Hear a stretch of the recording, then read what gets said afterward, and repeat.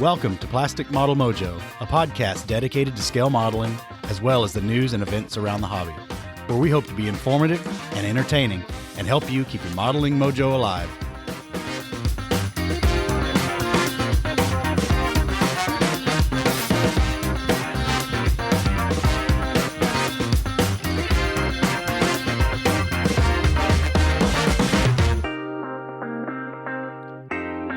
Well, Dave, it's the middle of May. Spring's out there somewhere.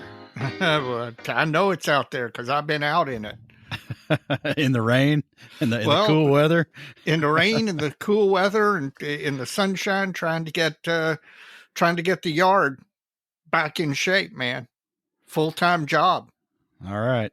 Got plenty to listen to while you're doing that? Yes, matter of fact, I was going to say my model sphere has been filled with modeling podcasts. The guys on OTB keeping me well supplied with stuff to listen to while I mow the yard and weed eat and do all that. So while I'm not exactly at the bench, it still keeps me somewhat involved in what I like to call proto modeling. How about you? Well, I don't know. What have I been doing in the model sphere? I've been exploring the best way to kind of maybe get the Facebook Live going with the equipment I've already got, and been kicking around a few ideas to maybe improve the website. Other than that, try not to spend too much money. I hear you. Okay. Really not much outside the model sphere other than actually building, which has been good. And working on this podcast behind the scenes. I am glad that you survived your recent oopsie. Oh yeah, I had a car crash. Yeah. And the irony of that is, I just got the title for the car in the mail today. Oh man! But hey, luckily it wasn't a new car. Nobody was hurt. That's what insurance is for. So, that's the important part. I don't have to go find another podcast host who knows all the engineering, man. Yeah, I didn't eat the windshield or anything. Yeah, I got to get some key man insurance on you fast. Might be expensive. Yeah, well, might be, but it'd be worth it for sure. For sure. Mike, while you're sitting there recording, what are you drinking? What's your modeling fluid? Well, I'm on the gumball head. Yeah, it sounded like a gumball head opening. Yeah, it's pouring like one too. Good. That's always a good. Yeah, everybody knows all about this one. So it's from Three Floyds out of Munster, Indiana, and we love it. Yes. Yum. It is the official brew of the show. So yeah, we love it. Those guys do a great job. Except that they haven't figured out they need to sponsor us yet. That's right. We'll have to get on them about that. What about you, man? What are you drinking? Well, I thought I heard ice rattling. Yes, you did. I'm actually in a plastic cup. Right. Yes, it was a plastic cup. That's right. Dang, you're good. It was, I'm having a highball, which for those of you who don't know is a bourbon and Coke with ice. And the one thing I've emphasized on previous podcasts is if you're going to drink a highball, if you're going to drink bourbon and Coke, do not use top shelf bourbon. Don't even use mid shelf bourbon because it's a waste. It truly is. So what are you mixing it with? Evan Williams 101. Okay. Well, you've mentioned that before. Bottled and bond. I think it's aged maybe like 4 or 6 years. It's hot because it's 101 proof, basically 50.5% alcohol. And you would not want to drink this stuff straight. I mean, it has a good bourbon taste, but if you're drinking it straight, you're getting the heat, the heat alcohol because of the high content. It's not been aged well, so it doesn't have a lot of the notes that you get from a finer bourbon. But if you're just having a mixed drink because it's been a long damn day and it was a long darn weekend and you're making a highball, Evan Williams 101 is perfectly fine for that. Well, what a coincidence. Our first listener mail tonight. All right. John Ozyka from Pahrump, Nevada is back again. He says, it's all your fault. And I think he means both of us. His modeling fluid is what he sent us is Evan Williams and water over ice. So no Coca-Cola, okay. But Evan Williams nonetheless. Yeah. And he asked, and I think you answered, do they still make JTS Brown? Mm-hmm. I don't know if they do or not. I believe so. Could ask your dog. Yeah, oh, yes. He's going nuts right now. Stop it. All right. Yeah, we got a lot of listener mail, so I rolled that one into the modeling fluid segment. But sure, we got quite a bit here. Bill McCullough, and he does not give a geography. And to preface this a bit, social media shout-outs are really the kind of the Plastic Posse's, one of their main segments. But I'm sure Scott won't mind this one as it was submitted by a listener. Bill suggests a YouTube channel, and the title of that channel is Lego Biker. And this is a young man named Andrew. When I say young, I'm thinking 13 tops. I don't know, but he's a fairly young man. And all you Mojovians out there, I tell you, go have a look, folks. It's what it's all about. It is a window to your youth. And go look at his Revell Huey build and his Revell USS Missouri build, and just revel in the, no pun intended. That was good. That just kind of happened. Yeah. Revel in the youthful exuberance of this young man and what he's doing with his models, because he's having a ball and he's showing everybody. I wish he had a Patreon, man. I'd send him some money. So, Andrew, if you're out there listening, you might consider that, because I think some people will be highly enthused and motivated by your videos. Did you check them out yet? No, I have not. Unfortunately, as I've told people time and again right now, with the pandemic and the pandemic easing off here in the United States, it has created mountains of work for lawyers and will continue to do so. I am working hours that I never intended to work. And it's cutting into the model time. It's cutting into the home life. It's cutting into everything. But no, I do want to check that out, because there's nothing better than seeing a kid who's into the hobby. You know, a lot of us come back to the hobby, but it's great to see a kid who enters into the hobby and just like you said, the youthful exuberance that when they really take it up and when they really get inspired by it. And you're right. It's kind of a flashback to your own childhood. Up next, from Mr. Raymond LeGrant out of Ware, Massachusetts. In the last podcast, one of you stated not to paint anything completely white or completely black. That would be me. But to add just a touch of color to it, could you please elaborate? Take it away, Dave. Well, you may be able to find on, well, this big subject, but pure white and pure black look cartoonish when applied.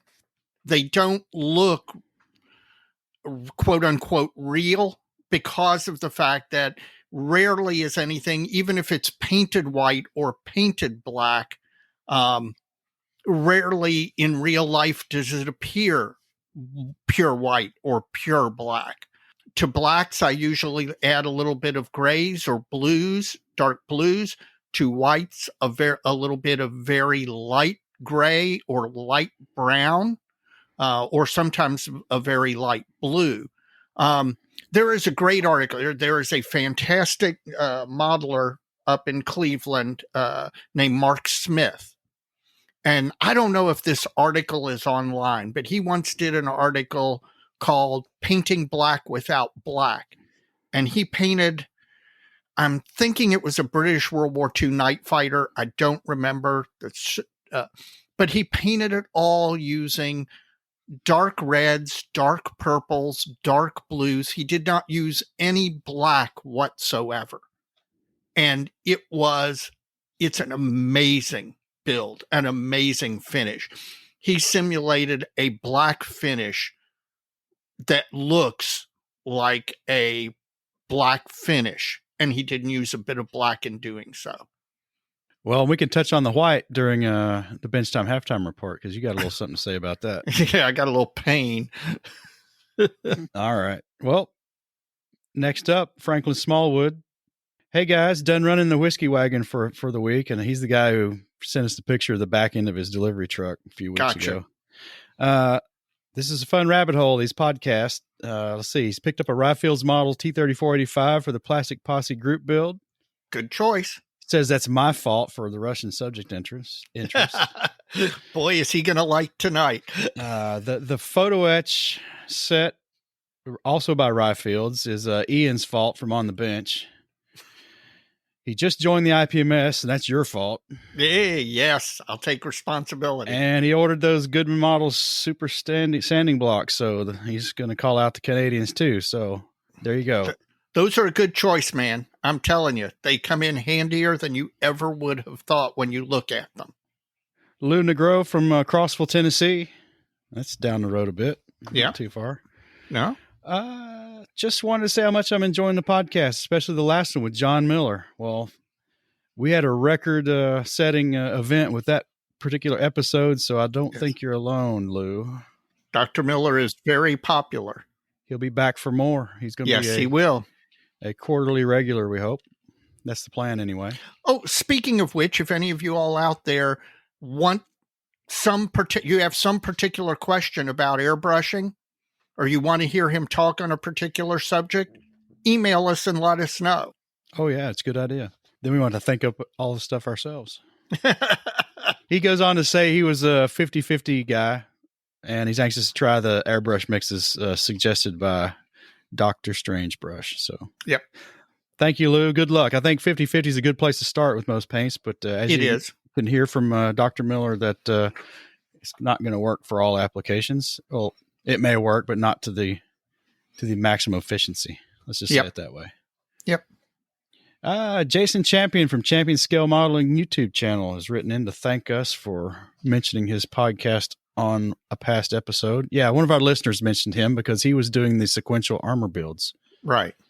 And he says he's had to take some time off due to other commitments, but wants everyone to know that he hopes to get that kicked off again real soon because there's a lot of stuff he still wants to cover. So stay tuned, folks. Champion Scale Modeling. Good. Oh, we got a good one here. Michael Luzzi from Peoria, Illinois, in the Polish Coast Watchers IPMS chapter is back again, Dave. He sends more information about their new member who joined as a result of listening to Plastic Model Mojo. And that would happen to be Mr. Derek Shaw from up there in the Peoria area. Way to go, Derek. Who came down to the Roscoe Turner show. Yeah. And he even took a prize as one of his entries, which is a great thing for a first-timer, man. I'm sure absolutely. He's really got to be excited about that. Yep. And I got to meet Derek at the table, but you were busy talking to another modeler at the time and, quote, spreading the mojo, as Mr. Luzzi tells it. Probably wasn't mojo he was spreading, Mike. I can tell you that. I'm a lawyer. Do you think mojo is what I was spreading? Derek's modeling fluid of choice is cold brewed coffee. Oh. Man, that'd kill you. Yes, that would, because of my essential tremor. That kind of caffeine shot, I wouldn't be able to stick two parts together. Probably stick them to your face or something. Probably. Hey, well, there's a reason my club nickname is Twitchy. I know. We all know. Yeah. Well, we wish to thank Derek plenty more happy modeling, and thanks for being the poster child for Dave's bid for re-election to the E-board. There you go. How's that going, by the way? Oh, I'm running unopposed, so God. Man, Derek's good. I could, yeah, really. Either that, or I've got to pray for a really good write-in campaign. Hope he didn't kneecap anybody for you. I don't think we did. Let's put it this way: getting people to run can be a really tough thing because it's work. It's thankless work. That's why I like it. Because it's thankless? No, I like the organization because people have are willing to commit time to it. I mean, they realize the value of it. Well, thank you, Dave. I'll thank you. Thank you. Well, you're welcome. William Chill is an expat from Cleveland, Ohio, and he now lives in Gothenburg, Sweden. Oh, wow. Yeah. I know where that is. He works for the Volvo headquarters. William, I'm a Volvo guy, man. You got my ear. Send me a discount coupon. There you go. Or maybe he can send you a Volvo one piece at a time. Send me a car. I tell you, if I'd been my old Volvo, it'd been the other car in the junkyard, not mine. I tell you that. Yeah, they are built solid. That's for sure. Well, he was discussing episode 34 with a fellow club member there in Sweden about, I think he was referring to, how much weathering's enough and how much is too much versus your time commitment and all that sort of thing we were talking about. And he's got some interesting takeaways from the modeling community on that side of the world. He says most seem to be happy with one or two finishes a year, kind of the hyper finish kind of models, trying to medal at shows. Yeah. It's kind of the methodology there. And yeah, I used to be one of those guys, maybe one every 2 years. Yeah. He says our comments were comforting because, like many, he looks at what's shown online in the magazines and stuff and just wants to throw up his hands and say to hell with it, Yeah. You gotta pick and choose. I love Night Shift, but there is no way I am going to invest 80 hours in a model chipping it. I mean, there's just the life is too short, and we all have to decide what level we're comfortable with. And also, you don't have to have just one level. You can have multiple projects finished at multiple levels of weathering and finish and all of that stuff. So if you've got one model you just want to knock out, put on a shelf, just because you've always wanted a model of this and those markings or whatever, that's great. And then if you've got something that you are in love with and you just want to take it to the nth degree, that's fine too. And I think a good mix of that is a good idea for modelers, because it keeps you sharp. Whereas if you do the same thing every time, it can become a little dull. Yes, it can. And he also forwarded some more observations from the entire transatlantic modeling experience. He's witnessed since he's gotten to Sweden, I guess. He's got kind of 10 bullet points here. I'm just going to read these because they're kind of interesting. Okay. Aviation seems to be the favorite military subject in Sweden. Sweden has always had a robust aerospace sector, as well as the history of producing some great aircraft like Viggens and Gripens. Yep. Seems to be the American equivalent at shows to ME-109s and Panthers. And he makes a little joke here, old joke. What does IPMS stand for? International Panzer Messerschmitt Society. Right. Yes. Vallejo and Ammo by MiG seem to be the paint brands of choice, and Tamiya's everywhere, though. Edward seems to be the aircraft kit maker of choice. The Profa packs versus the weekend editions are subcategories of discussion in his club. Mm-hmm. Harder and Steenbeck and Iwata seem to be the most common airbrushes. Both great brands. Yeah, Harder and Steenbeck, man, I'm telling you, I'm consistently amazed by it. You see a lot of Russian and Ukrainian brands such as AIM and Zvezda. Mm-hmm. It's a lot easier to get, probably. Sure. As far as armor, Soviet World War II subjects seem to be favorite subjects, although you still see a lot of German, but more British than American. Makes sense, too. Yeah, absolutely. The sci-fi category seems to grow every year at the shows. Yes, that's absolutely true. That's true here, too, I think. And we welcome, I mean, sometimes old modelers don't want to welcome that, and I think that's crazy. I love to see if sci-fi and is the gateway to new modelers, more power to them, because eventually we all branch out. Well, but even the ones that's their shtick, man. There's some amazing models. Oh yes, yeah.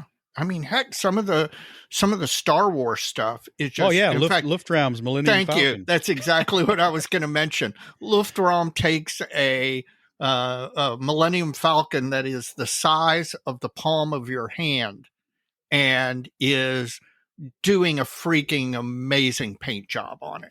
Just absolutely killing it. And it just goes to show that those skills cross over. I mean, you look at his ME-109 and then you look at his Millennium Falcon, and you can see where the same skill set's being used across genres. This one's interesting. Dioramas, like everywhere else, focus on show-offy hyperrealism. Impressive work, but lacks the dynamic compositions and storytelling aspects like those from the school of Shepard Payne. I do think one thing that is missed by most or many dioramists is the fact that they're telling a story rather than just creating a scene. And if you tell the story, the best dioramas, when you look at them, almost seem like they're moving. Yeah, it's an interesting analogy or point. Boatload of Spitfires. I don't think I could ever do a Spitfire and be taken seriously. Well, the Swedes had Spitfire 19. In fact, Jim Bates just finished a Swedish Spitfire 19. 172nd seems to be a growing in popularity, especially aircraft. Yay. Because you're an influencer, Dave. That's right. Me and Kim Kardashian, we have our Instagram channels. That's right. Cars are very popular, the largest category at the shows. That kind of surprises me. That surprises me too. Although that's true regionally here in the United States. If you go to Roscoe Turner, always has a very large car turnout. If you go down south, you get a fair amount of car turnout and a lot of NASCAR popularity. And then keep in mind, that's just at IPMS shows. Car guys in the United States tend to have their own separate car-only model shows as well. Oh, yeah. I was about to say that. They do. Yeah. That's true. And finally, I'm going to read some of this one. It's a little long, so folks have to bear with me. It's from Bob Hallinger from Lancaster, Pennsylvania. My favorite email in a long time. Yes. He gives a few kudos on the show and talks about his modeling interests, but the real meat of his email, which was really touching, by the way. My best friend from high school, named Dave, was a physicist who ended up working for NASA Langley in Virginia. We have kept in touch since high school and started doing weekly FaceTime happy hours each week since we live far apart. We would enjoy a variety of modeling fluids, bourbon, scotch, wine, craft beer, shoot the breeze about military history, modeling, sci-fi, and the state of the world. I got Dave interested in modeling again, and he bought kits and supplies like an airbrush and compressor, and we talked about what he was going to build first. He was taken with P-38 Lightning, as Mike is with the T-34. I decided to start a 148th P-38 Pacific Theater aircraft to show him the way, and we discussed this over our FaceTime happy hours. Unfortunately, Dave passed away suddenly on September 7th, 2020 from a heart attack, possibly related to COVID, so he never got started again with modeling. I ended up with his kits and his gear and have been building the things he planned to do as my personal tribute to my friend. I've carried the sadness of this loss of my friend for months and sorely missed our weekly FaceTime happy hour discussions. I had no one else whom I could share modeling, history, and adult beverages with. Although I have a wonderful wife and 2 adult kids I'm very proud of, and they support my modeling, their interest is really only superficial. With Dave gone, I was on my own in this arena until I found Plastic Model Mojo while searching on a whim for modeling podcasts. PMM just suits me very well, and I immediately felt like a member of your family. Your podcast helps fill a void left by Dave's passing and the end of our weekly FaceTime chats, and I'm so grateful for what you guys do. It really means a lot to me.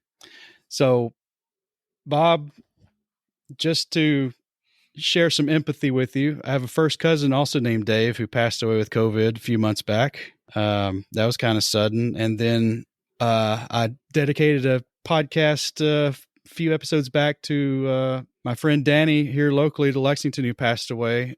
Don't know if it was COVID related, other than the fact he was probably discharged from the hospital too soon because of COVID fears. But I understand what you're going through, and it really means a lot to me that our podcast has helped you through this. So kudos to you and keeping your friend's memory alive.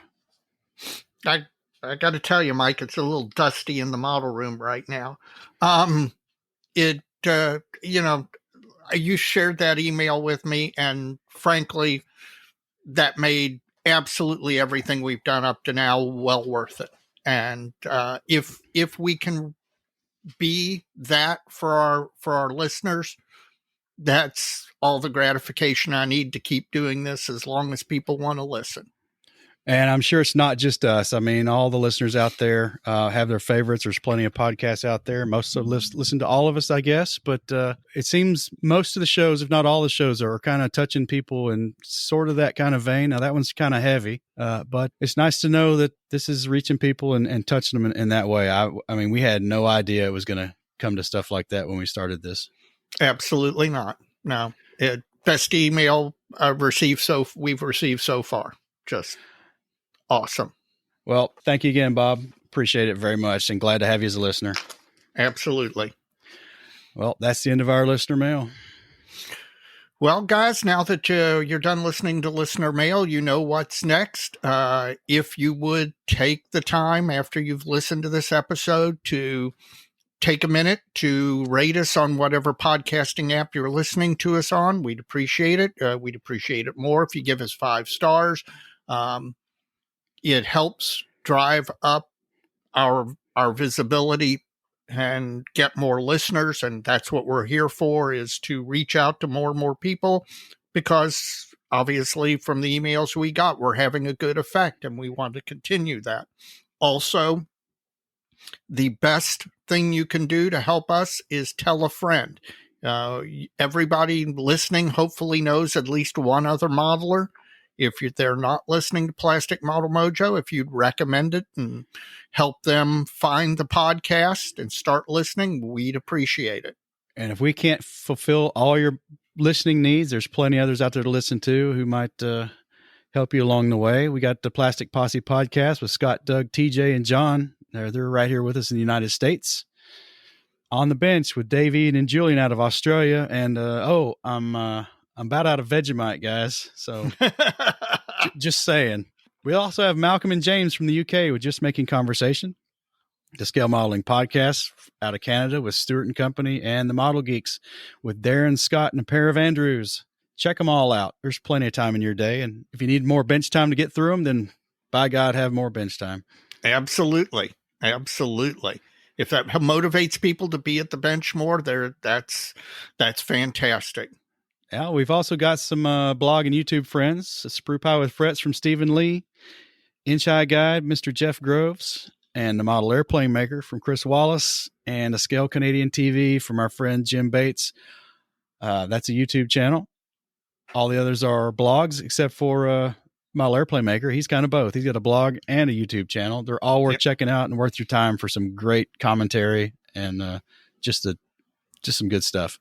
Yep. And I'm waiting for Mr. Wallace to produce another YouTube video. I can't wait. And Jim Bates is just about to, his latest episode shows him just about to finish another model. So you and I need to get cracking. So that is when he breaks away and starts something new. Yeah, well, no, actually, I think we've got his Ritalin in him. We've got him focused. Hopefully we're actually going to see a finish here. All right. You're on the ticket now, Jim. You got to get it done. That's right. Folks, if you are not a member of your national IPMS, the chapter, that's either IPMS USA, IPMS Canada, or whatever country you're in, Australia, Sweden, whatever, please consider joining your national IPMS organization.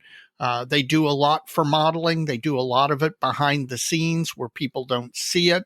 There are benefits to joining your national chapter. Look into it. And when you do that, let me know. I love getting the emails letting me know somebody has joined or rejoined. So we appreciate that. Well, Dave, let's take a break here and have a word from our sponsor. Plastic Model Mojo is now brought to you by Model Paint Solutions, your source for Harder Steenbeck airbrushes, David Union power tools, and laboratory-grade mixing, measuring, and storage tools for use with all your model paints, be they acrylic, enamels, or lacquers. Check them out at www.modelpaintsolutions.com. It's countdown to Vegas time, Dave. Yes, I am looking forward to it more and more. And I'm talking to more and more modelers who are looking forward to it more and more. So the enthusiasm is reaching a crescendo. Well, this episode, I did get in touch with Bob Lamasaro, and he forwarded me on the press release from May 15th. So this is brand spanking new, 2 days ago. There's a lot on here. I'm reading a lot tonight, but just the way it kind of worked out.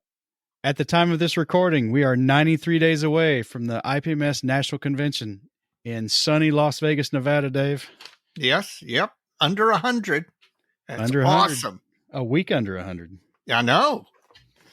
Well, let's get into all this stuff Bob sent me here. There's a lot to cover. All right. Several of Las Vegas's most popular attractions are scheduled to open on June 1st, and we encourage all of our attendees to check out these things for updates and ticket availability. So sounds like there's going to be a lot to do besides the show. Oh, there is. There's a couple of car museums. There's an armor museum. There's a lot to do in Vegas. Room nights booked at the Rio have exceeded 3,200 room nights, which stands at 1,600 over their original estimated room budget. Wow. They doubled it. Based on pre-registration numbers, we are projecting a record-breaking 3,500 plus models to be on display in the contest. Oh. The record currently held by Atlanta in 2005 is 3,236. Yep. If they can do that, that will be earth-shattering, because in previous IPMS Nationals, ones held in the West have always been slightly smaller due to the distances involved. Yes. If they can set the record, man, it will be a huge feather in their cap. And it could stand a long time because there might be a fall off after this show. That's true. The backlog will be spent, right? Yeah, unless we get another pandemic. Well, let's hope not. Yeah, really. Vendor tables continue to sell out, even with some cancellations from overseas vendors. Vendor tables stand at 285. Well, we'll call it 284 because we won't be selling anything from ours. Yeah, we'll be selling bull.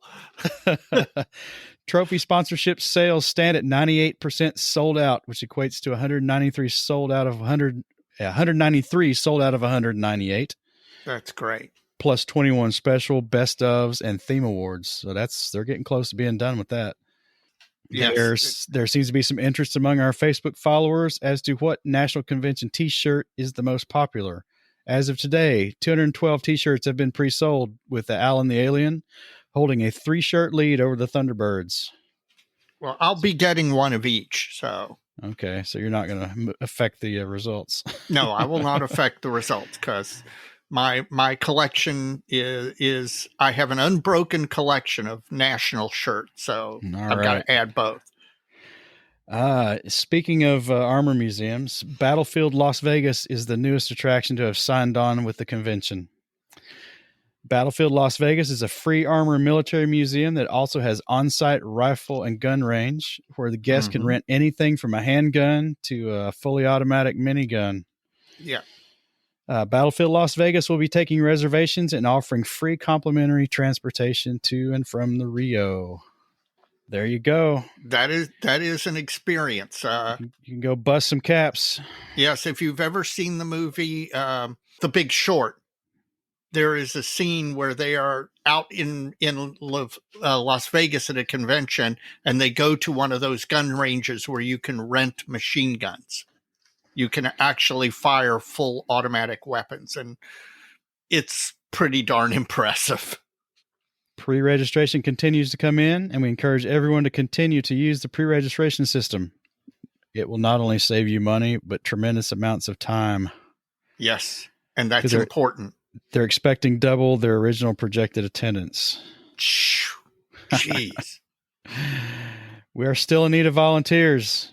And the following message is from our chairman of events, Bob Lamasaro. Quote, "It is time for all able-bodied modelers to step up and do their patriotic duty. Volunteers are needed to fill the ranks and to defend your national convention from our mortal enemy, convention chaos. Basic training is fast and simple. Casualties are expected to be low, and you'll even get a nice, clean, brand new uniform, also known as a Nats Convention t-shirt. The time to stand back and wait for the other guy to man your place at the parapet or the model registration desk, the security, raffle, sales, etc. has passed. We need you. Those that stand with us upon the National Convention Day go by from this day to the end of the week without our being remembered. We few, we crazy few, we band of brothers. For whatever commits his time with me that day shall be our brothers. However humble in his modeling skill, this day shall grant him nobility. That's a nice Henry V adaptation, in case anybody doesn't recognize it. But yeah, listen, guys, if you're going out to the convention and they need a lot of bodies to do very simple stuff, such as stand at doors and make sure everybody's got a tag who's entering the vendor room or the model room, or, stand behind the raffle table and help sell tickets, stuff like that. If you're going to be out there, you can, especially if you're going to be out there for the whole convention, think about contacting them and sparing a couple of hours. The convention's a long week, and, just giving them a couple of hours to help them when they've put this all on for us it's a mikveh. It's a good deed, and you won't go unrewarded. Karma will come back. That's a pretty healthy update from Bob, so I'm glad I got in touch with him. That's great. Yes, I am. I'm glad to hear every bit of that. I cannot wait. Mike, have you been modeling lately? I have been modeling, Dave. Have you? You have, and you didn't think you had until I pointed out to you that you've been modeling. I must have been a stupor or something. You haven't given yourself credit for what you've been doing because you don't think it's modeling in the same way that what you've been doing has been modeling. But I love it, and I hope you'll share it with the listeners. Well, let's do that. Per last episode, I've finished the chipping on the ZIS-2 anti-tank gun, and I've put that aside, kind of taking it off the grill to stand for 20, 30 minutes like a good rack of ribs. Yep. And I've been working on the wooden parts for the diorama base or the vignette base. Basically, it's a three-sided revetment with retaining walls and a pallet to set the gun on. It's all scratched out of styrene. There's not using any wood. And what I've done is I've taken that number 80 grit super sanding block from my Goodman Models super sanding block set, and I'm using that to texture pre-cut, styrene strips that's been cut to the widths I want, and putting a wood grain texture on that. And then once I do that, it gets a little fuzzy, so I kind of go back and I hit that with the old Tester's liquid cement because it's not too hot. Right. And it'll dissolve those little fuzzy hairs and stuff and just kind of leave a nice wood grain when you're done. What do I do next? They're primed, and then I paint those with Tamiya buff. I like that color to base wood out of. Mm-hmm. I think it's a good color for a lot of things because it's not very saturated. It's good to desaturate other colors with. Yeah, I think Night Shift uses that a lot. And to good effect, I'm sure. Yes.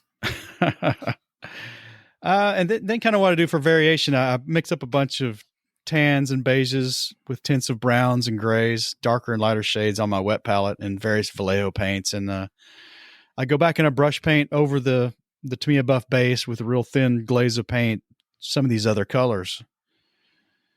And then when that's dry, I give it a brown wash, like I use Tamiya accent, Panaline accent solution on these. And I tell you, it turns out pretty good.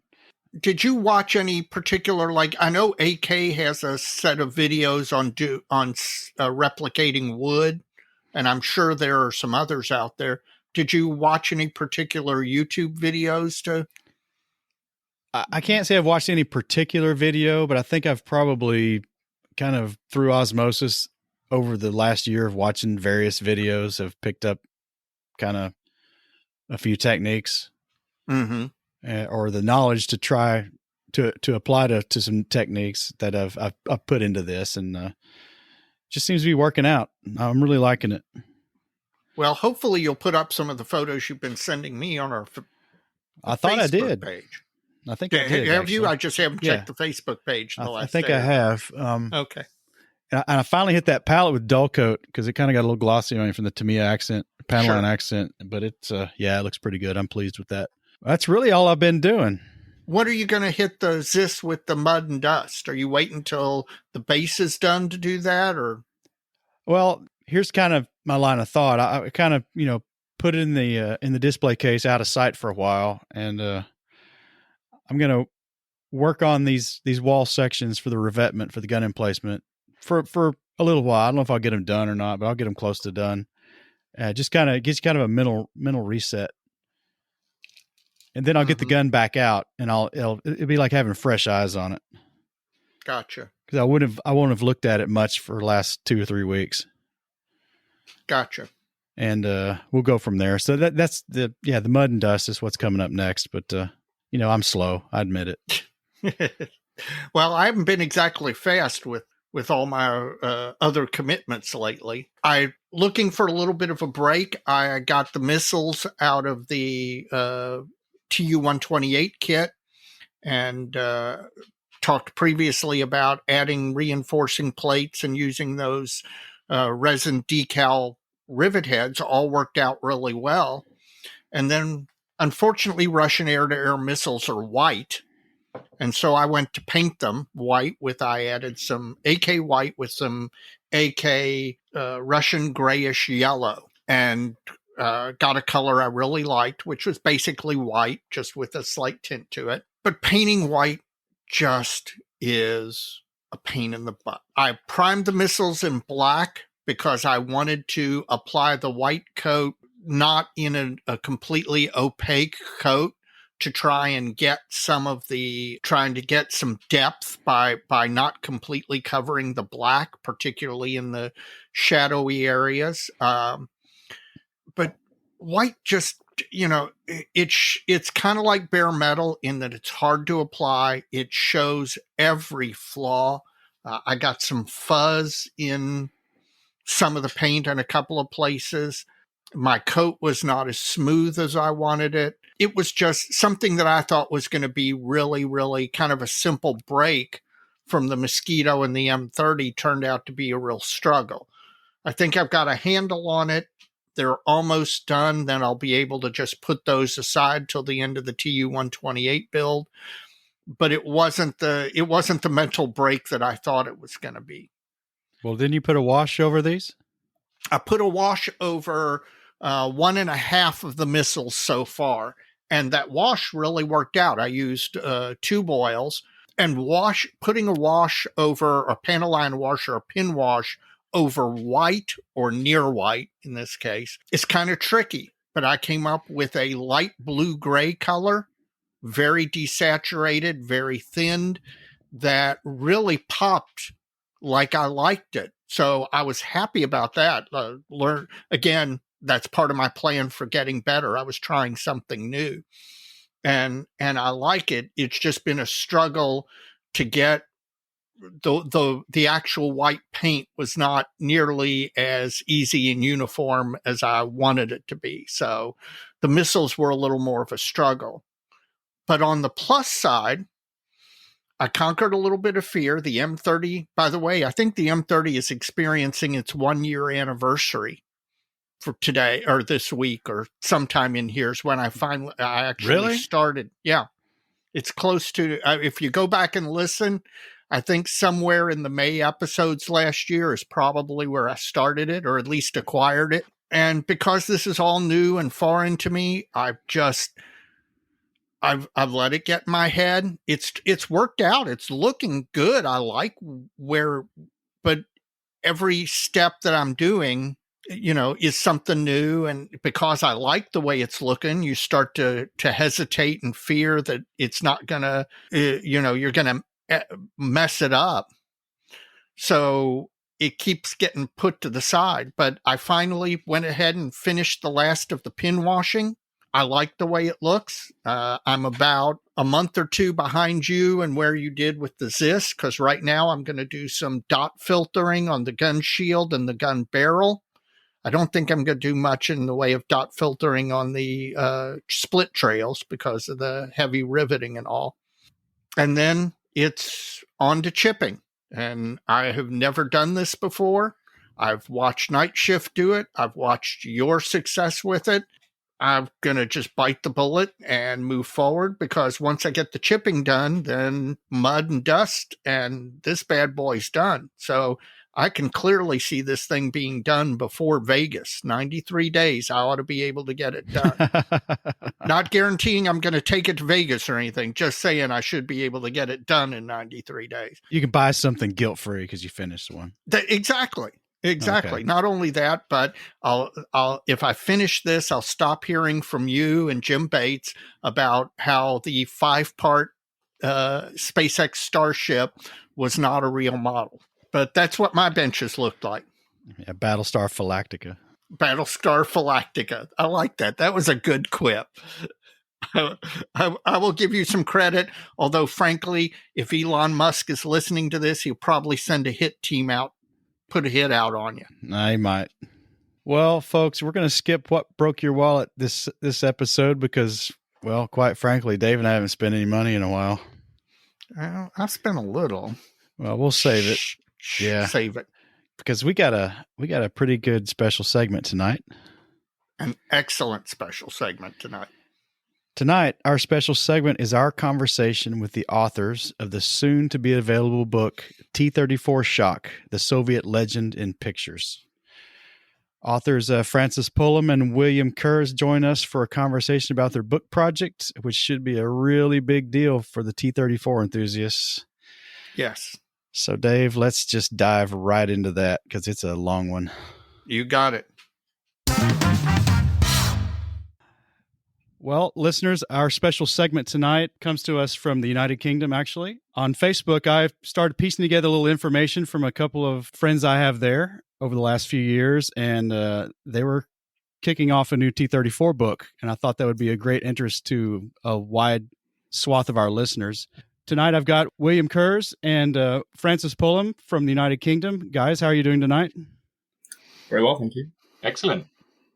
All right. How's the weather over there? Terrible. This is Manchester, so by our standards, if it's not raining, it's actually quite decent. Whereas I'm Brighton, which has a reputation of being sunny, but it's been raining cats and dogs out there all day. Well, Francis, we'll start with you. You say you're from Brighton. You care to expound on a little bit about your background and your hobby interests? Yeah, sure.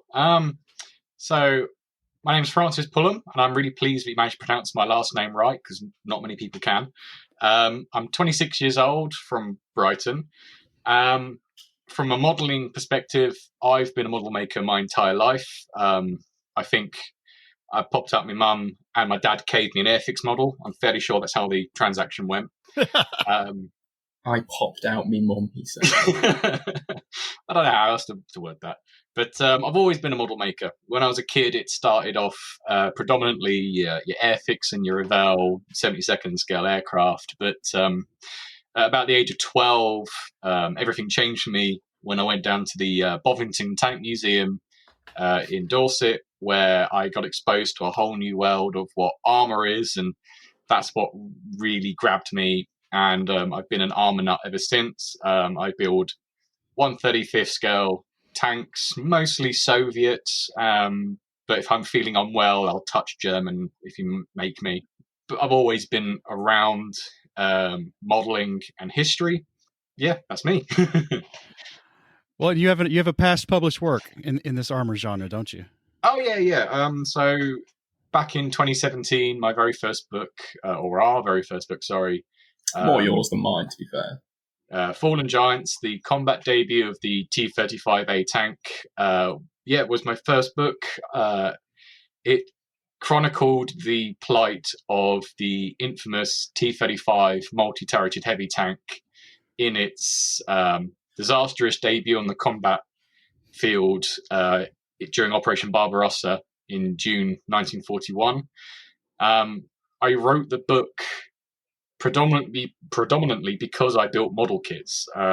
The Hobby Boss 1/35th scale T-35 had just come out, I think in 2014. I was working in a model shop at the time, and I fell in love with the tank. I'd already seen it before in the old ICM kit, but this kit was like brand spanking new. But as I was building it, I realized that comparing it to like photographs of the real tank, that it didn't quite match, both accuracy wise and the paint schemes that were there. And I found online the original Soviet documents of the losses of the 67th and 68th Tank Regiments, which were brilliant. They gave dates, locations, chassis numbers of most of the T-35s lost in Western Ukraine. And at the same time, I started collecting German photographs of these tanks. And to be honest with you, it wasn't hard to put two and two together, along with Google Earth, to be like, oh, well, if this tank was lost in this place and you match it with Google Earth, it must be this tank. And I worked really closely with some Soviet historians who were also doing the same thing. And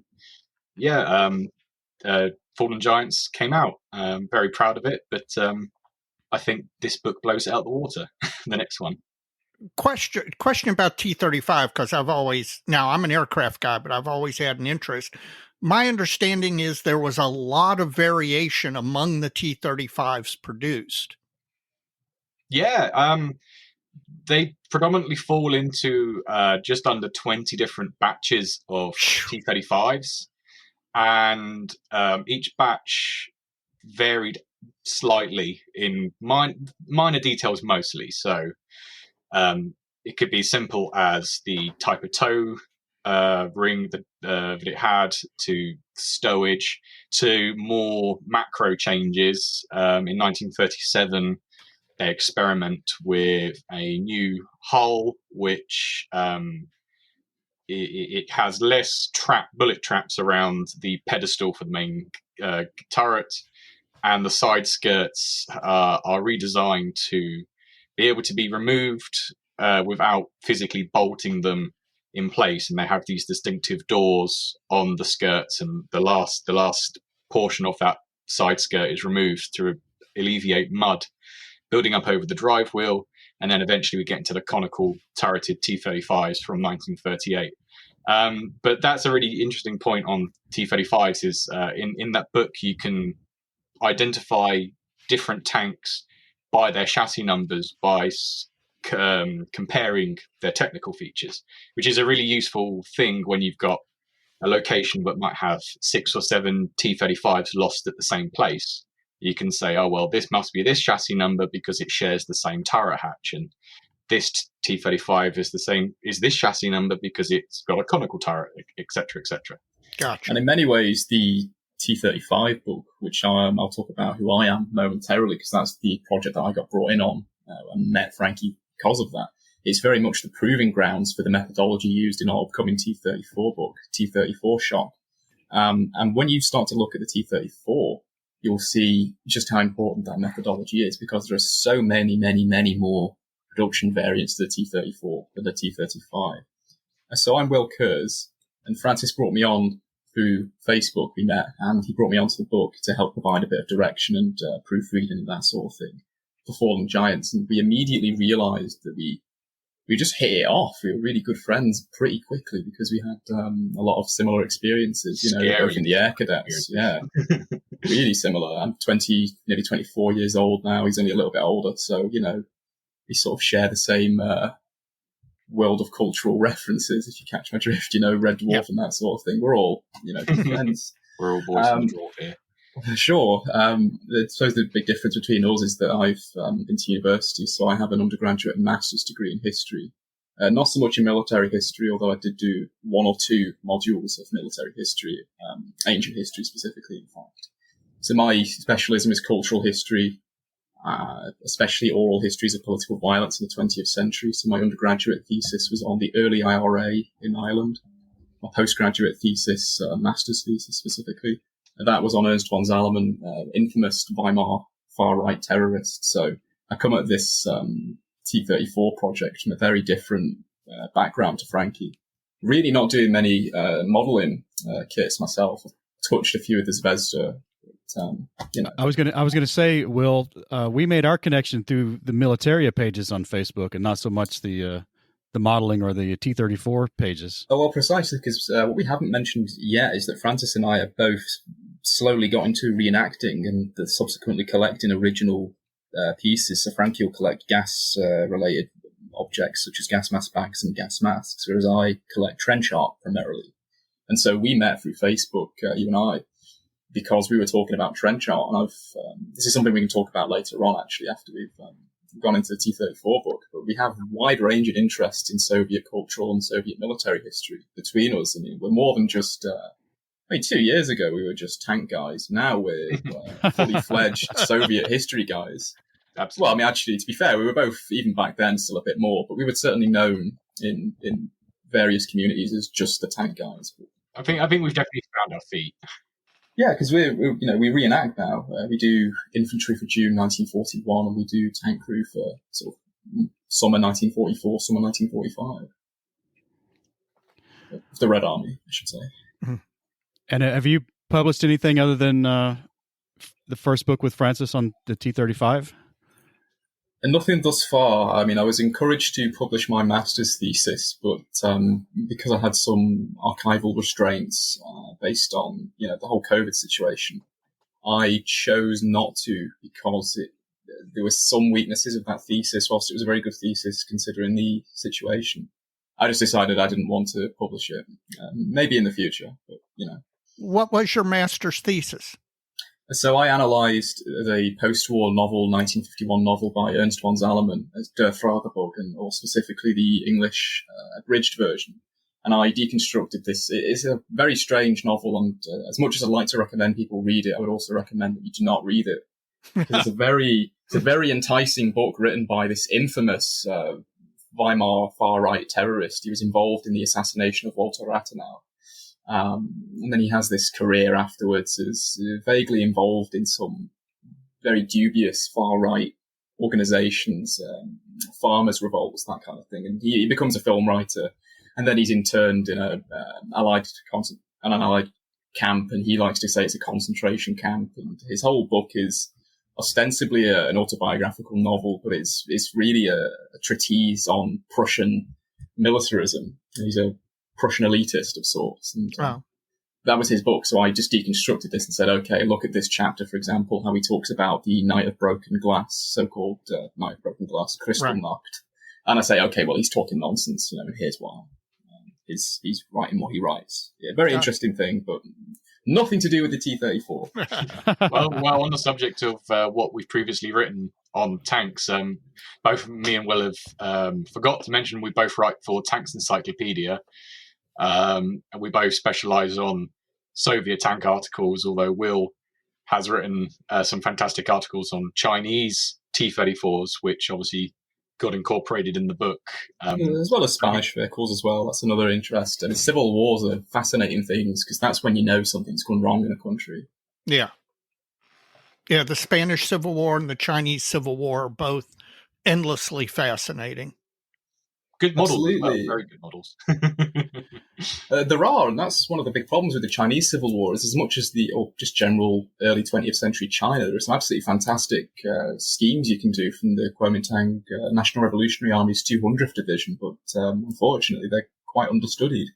And Chinese armour in general is very understudied, let alone the Cold War stuff that's of interest to the US military. There are some people who write about that, but the weird stuff before sort of 1955, nobody really writes about, which is a shame, because it's a really interesting story, to be honest with you. If you're interested in Soviet armor, you should be interested in Chinese armor by extension. Let's move on to your current project, which is titled T-34 Shock, and you guys can decide who answers, or you can both answer. I don't really care. I'd like to hear both perspectives, actually. Yeah. But right out of the gate, why did you select another T-34 book? What was the impetus for thinking there was a void here, or why? I'm not arguing that there wasn't. I'm pleased to get all the information I can, but I'm just curious about your perspective, why you thought this was a subject worth continuing on. I think I'll start this one off, if that's all right, Will. Yeah, of course. As silly as it sounds, I never wanted to write this book. I was asked by my publisher after the release of Fallen Giants to do a T-34 book. And originally I ummed and ahed, simply because it's such a large and complex subject, which I thought it very hard to do justice to. However, as time went on and I started putting this book together, I realized that we had something quite special on our hands, something that's not really been done before. The T-34 is such a ginormous subject, and there's so much that you can talk about the T-34, whether it's the battles that it fought in, or there's paint schemes that it had, and those sorts of books exist. But what personally interests me from a modeling perspective was the factory differences. How can you tell what one T-34 comes from one factory and one from another factory? Because from a modeling perspective, I'm very familiar, for example, with the Dragon 1/35 scale T-34s, and I've always liked them as kits, but at the same time, just like the T-35 book, I'd look at photographs of the tank and go, well, that doesn't look right, and why are they giving it these road wheels when all the pictures show these road wheels, etc. So, just like any other book that I've written or any article I've written, I wanted to address something that I personally found really interesting. And for me personally, the thing I find most interesting about the T-34 is how to tell them apart. How can you spot a OMSC 174 T-34 versus a UTZM T-34? And we were blessed with fantastic help from places like the T-34 interest group on Facebook, but primarily we used original, mostly German, but also some Soviet photographs of the T-34 post-combat. And it was surprisingly easy, I found, to sort of piece together the production history of the T-34. It's such an untapped little, not even little, it's massive, an untapped massive part of the T-34 story, which has never really been told adequately, if you ask me. Like, I've always had T-34 books around. Zaloga's Osprey book was always very popular. The Baratoninski book on T-34 76 was really influential early on. And then, of course, Mythical Weapon for the real, the real tech heads who really like the T-34. Everyone knows Mythical Weapon, whether it's the original Polish edition in 2003, or I think it's 2003, or the English edition, I think that was 2007 or 8. Yeah, 2007. So, yeah. But those books, while they do an okay job, there were so many unanswered questions that I just wanted to answer, if for anyone, myself. And, not to blow my trumpet too hard, I think we did a really, really good job at, you give us a T-34 picture and we will be able to tell exactly where it was made and what time frame it was made.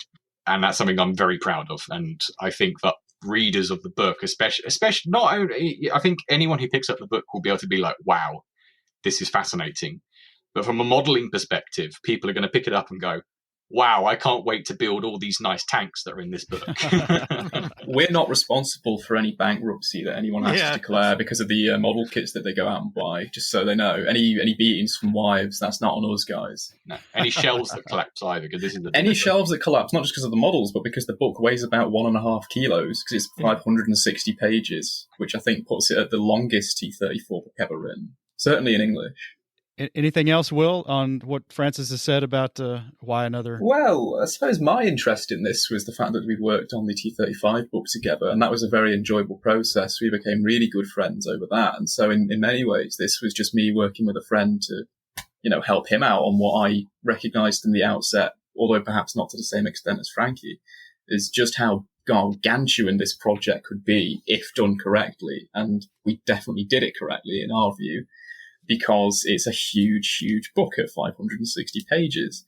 But what I wanted to do, at least in the outset, was look at all of the strange foreign variants. So I'm sure we've all seen Syrian and Egyptian and Cuban self-propelled guns. That idea that we had got ditched quite quickly, partly because we realised that we really won't have enough space for this mammoth of a book already, but also because the source problems are just they're too big for us to get into them. We really couldn't find good, solid information out there.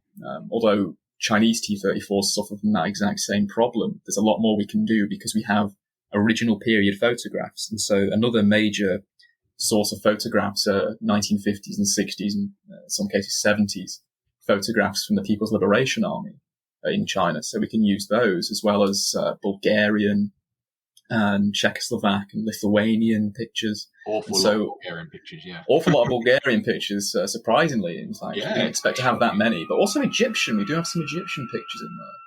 Well, we've got a whole one Egyptian picture. We do have others, though. And this is the problem. There are so many pictures in the book. You guys should see what didn't make the cut.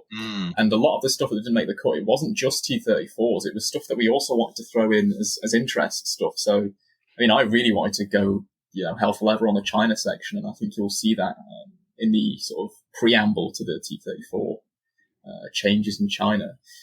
You'll see that I want to talk about, IS-2s, ISU-152s, and they've got all these weird Japanese vehicles. And we all have pictures of these, Francis and I, but we just couldn't get them in. And so my interest was very much the post-war use of the T-34, in addition to couple of battle sections. I'm not a military historian, not by training at least. And like I say, I'm a cultural historian, but so of the 4 battles, my favourite one is surprisingly, it's one I wrote.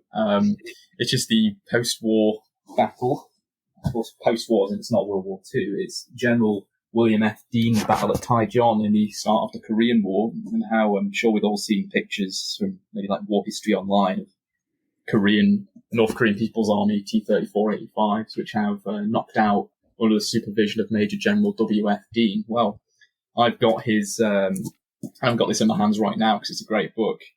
I've got his, I suppose it's an autobiography, although it was written with somebody else helping him sort of flesh it out. We use that autobiography as well as an original set of US reports on that battle to sort of retell from quite an interesting perspective, certainly when you compare it to the other 3 battles of people fighting against the T-34, specifically the T-34 85. And so I was very interested in that, and that was obviously chimes with my scholarly interests of looking at oral histories, because autobiographies do constitute oral histories, surprisingly enough. One of the things that's fascinated me, although I'm an aircraft guy, is that the Bay of Pigs, the T-34 85s versus the M41 Walker Bulldogs. Yeah, actually, surprisingly enough, we do have a picture of one of the tanks that served in the Bay of Pigs, the very famous 8-part composite that Fidel stood on. Yeah. A very interesting story there. Unfortunately, we don't go into that. Because we use the battles to contextualize production changes, we as much as we would like to tell stories of T-34s in Angola and Cuba, they're not particularly relevant insofar as the production changes go. Although I think there's a scope for a really good T-34 book to be written on the post-World War II combat use. I think in Vietnam as well. That would be interesting. That's maybe food for thought for us, but perhaps not. But this is what we're saying, though. With the T-34, there are so many aspects you can cover, and so in the last few years, there have been some absolutely fantastic specialist books on T-34s. I'm thinking of Andrei Furtsov's self-published book, "Surviving T-34 Tanks in Israel," for example. That's an absolutely fantastic look at, and I know Frankie's got this book in pride of place on one of his bookshelves. Yeah. Fantastic look at the wrecks of Syrian and Egyptian T-34s, chiefly in the Golan Heights. Absolutely great book, and there's I think it was what was the name of the guy who did that Beutepanzer T-34 book? Oh, I can't remember. I think it was. I can't remember actually, but Skolsky, for example, a friend of ours actually, has written. I think he's got several volumes on T-34 camouflage schemes. The most recent one was T-34 85, just in 1946 to present day. Really good books. So there are some great specialist books, for example, like that. And there's definitely room for post-war T-34s. I think a lot more work needs to be done on Chinese T-34s, because all I give is the first published intervention into that story. But as I'll elaborate on later, because I know Frankie doesn't want me to go off on a massive tangent on Chinese T-34s as much as I'd like to. Again, yes, because we've done this a few times. We can talk about that later, but there's a lot to be said about them because of source problems. But, we'll see how things progress over the next few years. And as a complete aside, we actually have a photograph in the book in North Korea, or they T-34-85 with an M24. Completely not relevant to like the historical Oh, stuff. yes, it's in the background driving past. Yeah. Yeah, in Korea. Well, just a nice on the subject of T-34-85s in Korea, we probably, I think most people who are vaguely interested in, maybe not just even the Korean War, just general military history, will be maybe aware of T-34-85, number 215 of the Chinese People's Volunteer Army in Korea. And this is that crazy story that this one T-34-85, and it's retold in various ways, allegedly destroyed, numerous M46 patterns, bunkers, and this kind of stuff. And we do actually retell this in the back of the book, and I'm relegated to a footnote because, as far as I'm concerned, it's a CCP, it's a Chinese Communist Party myth on par with something like "Be Like Comrade Lai Fung." Absolutely ludicrous. And we spoke to Stephen Zadloga about this, a very well-known tank historian, obviously, big with the Journal of Slavic Military History, and Osprey, of course. We spoke to him about this, and he said, well, one of the problems is that US reports were sort of lost in the late Korean War, or maybe they just weren't written. So, it could be, but given what we know about Chinese Communist Party myth-making at the time, I really don't believe this story. And neither should you, as a matter of fact. One topic I wanted to speak with you guys about, because it's fascinated me over the last few years, and Dave and I have mentioned it at least on a couple of occasions on the podcast already, and it's the use of German snapshots as the primary source material. This, at least from my perspective, kind of came of age with Jochen Follert's work at Tankograd Publishing out of Germany. A lot of his works, in fact, almost all of them, his primary kind of single subject volumes, are high content German snapshot, wartime snapshot photographs. In fact, I've got his Tankograd's latest T-34 book on my shelf as well, The Birth of a Legend, the T-34 model 1940. And it's just... Yeah. It's a very good book. Actually, can I jump in here, Frankie? Because I really love talking about source and methodology. Well, we discussed it earlier, so yeah, be my guest to reiterate it. Well, we'll come back, because I think there's a lot more that needs to be said about it. So one thing to bear in mind is that German soldiers had access to private cameras far more than any other, perhaps, at least in our view, any other army. And certainly these pictures are now accessible to people who want to buy them. And that is chiefly the problem. A lot of these aren't in archives. You have to buy them. And they'll be split up from the original album. And largely, this means that they're decontextualized. And so a little bit of archaeology I've studied, it really comes in handy, because it's the same methodology as buying a piece of Egyptian pottery on a market. It's completely out of context. And you really have to do a lot of work to put it back into that context, whether that's by cross-referencing it with other sources. So if you have a destroyed T-34, but you see there's a little Russian Orthodox church in the background, maybe, just maybe, you can cross-reference that with other sources and start to say, now we've got a location. Can we start to work out a date? And one of the really cool things, and you see this more in the T-35 book than the T-34 one, just by nature of the photographs, you'll see things like the Germans almost start to remove little pieces of the tanks. And, you'll see over time that the tanks it's almost like they suffer through entropy, but of course it's probably it's probably like locals taking pieces to make, roofs for their chicken coops and things like that. But you can start to sort of see what happens to the tank over time. And this is actually true in other contexts. So German photographs of the Spanish Civil War, it's the same deal. We can actually see that quite a lot. I can think of one armoured car that seems to get chop-shopped over time as if it's parked in Detroit. Shout out to anyone who's in Detroit at the minute. I've just insulted you guys gravely. Let's see if I can hit every state. No, it's absolutely true. With German period photographs, is knowing the unit of the photographer an essential piece? Does it help? Is it vital? It depends on the project. With the T-35 book, in particular, it was very useful in being able to track the potential paths of where the T-35s drove before they were knocked out or abandoned. So T-35A chassis number 25434, for example, was lost in a location which, by all accounts, no one should have guessed it was there. But using the using the note that was written on the back of the photograph in conjunction with movements of the unit from where the photograph was taken, we was able to pinpoint it and actually on Google Earth, find where it was exactly and be like, oh wow, well, here's a T-35 and we can quite happily cross-reference it with this photograph.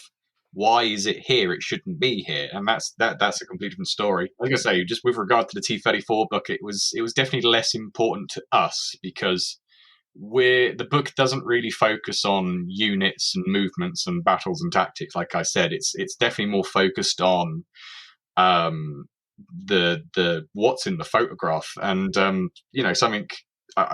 you said was in recent years, like German photographs are becoming more and more used as a primary source, and that's absolutely no different to what we've done. Like the majority of the book, the primary sources are essentially German photographs of these tanks knocked out, which is a blessing and a curse. Sometimes you can find some really stunning tanks, which there'll be absolutely no record of them in the archives, and that goes for both coloration and markings and the physical tank, like the nuts and bolts and road wheels and tracks. On the other hand, the nature of the beast was that after 1942, the Germans are losing the war, and photographs become less and less and less common. And while we do have a very large number of wartime T-34-85 photographs in the book, it's less than I would like, compared especially to the earlier vehicles. However, that wasn't too much of a problem because the majority of the chopping and changing of T-34s was in this critical year and a half between German invasion and sort of Operation Uranus and the spring of 43.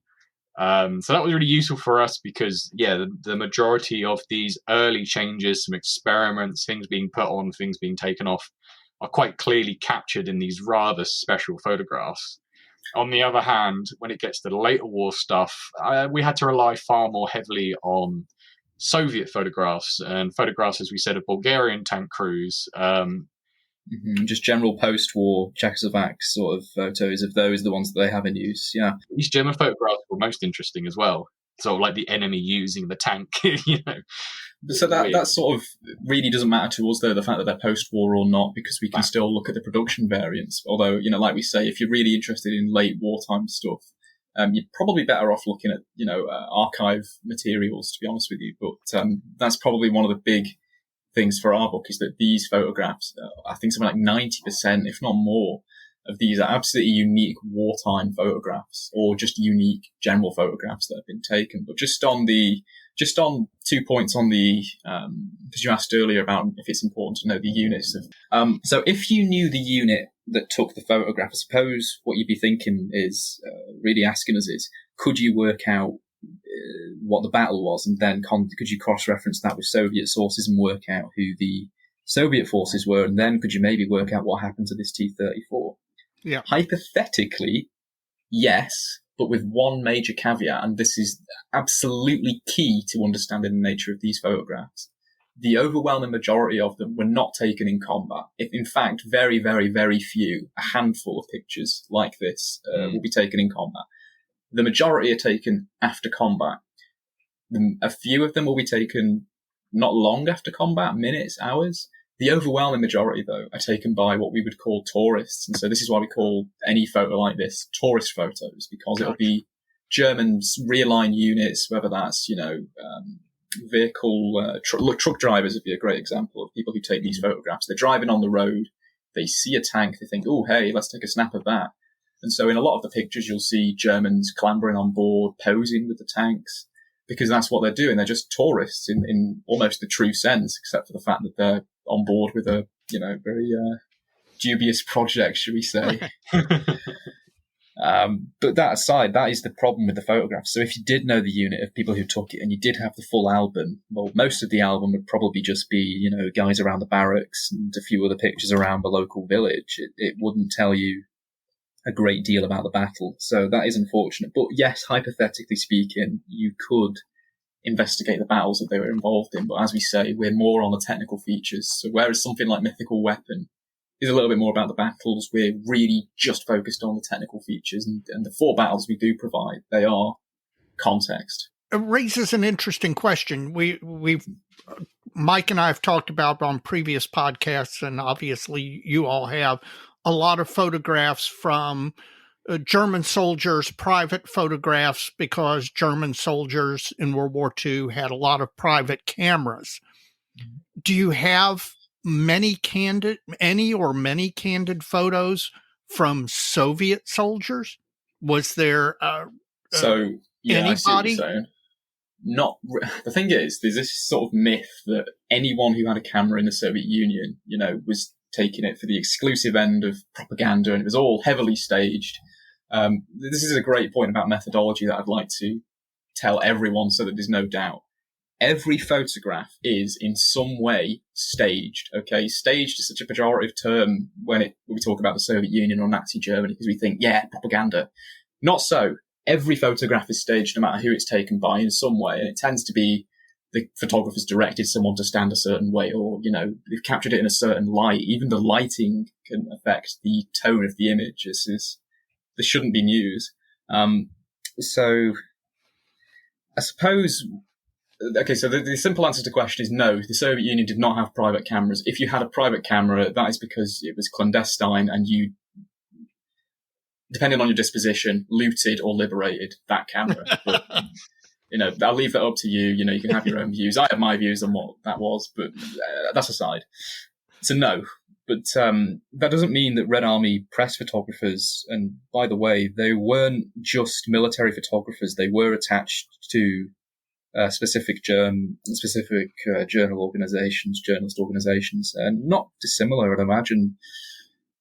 Or maybe it is slightly different to the photographers in the Vietnam War, but you can think of that as maybe a general, way of looking at it. So, Sure. They were subject to a lot of restrictions. As for German photographers who had private cameras, they couldn't take photos of German war dead, for example. And although you do find them, of course, regulations are never reality. And you should remember that when we come on to talk about archives again, and why we haven't consulted the archives extensively for talking about T-34 changes, but we'll come back to that. So the answer is no, but we do have lots of post-war Soviet photos, which are often candid as cameras become more common. And it's not just a case of political restrictions means that no one can have a camera, although that is, of course, a major reason why cameras aren't that extensive in the wartime Soviet Union. It's also a case of the fact that it's not a consumer-driven economy, and consequently, or certainly not to the same extent as Western economies, Germany, the US. So we do have lots of cameras after the war, and we do have lots of very similar albums of soldiers after the war, but not really during the war. You don't tend to get that. Well, for my 2 cents on the subject, like Will said, during the war, not very common, but post-war, there is somewhat of a army culture of creating your own photograph albums of your service. And with regards to our book, a few of the T-34 photographs we use are from these albums. So the majority of the Soviet photographs we have are essentially T-34s at rest, with their crews posing with them, with the purpose of them going in these memorabilia books for their military service. There are a couple of photographs that sneak in which are regimental photographs, because that seems common as well. But we don't actually have that many Soviet photographs which were taken by normal soldiers. We do have archival photos where we need it. So during all the prototyping of the A-34, the A-32, the BT-20, A-20, T-43, that sort of thing.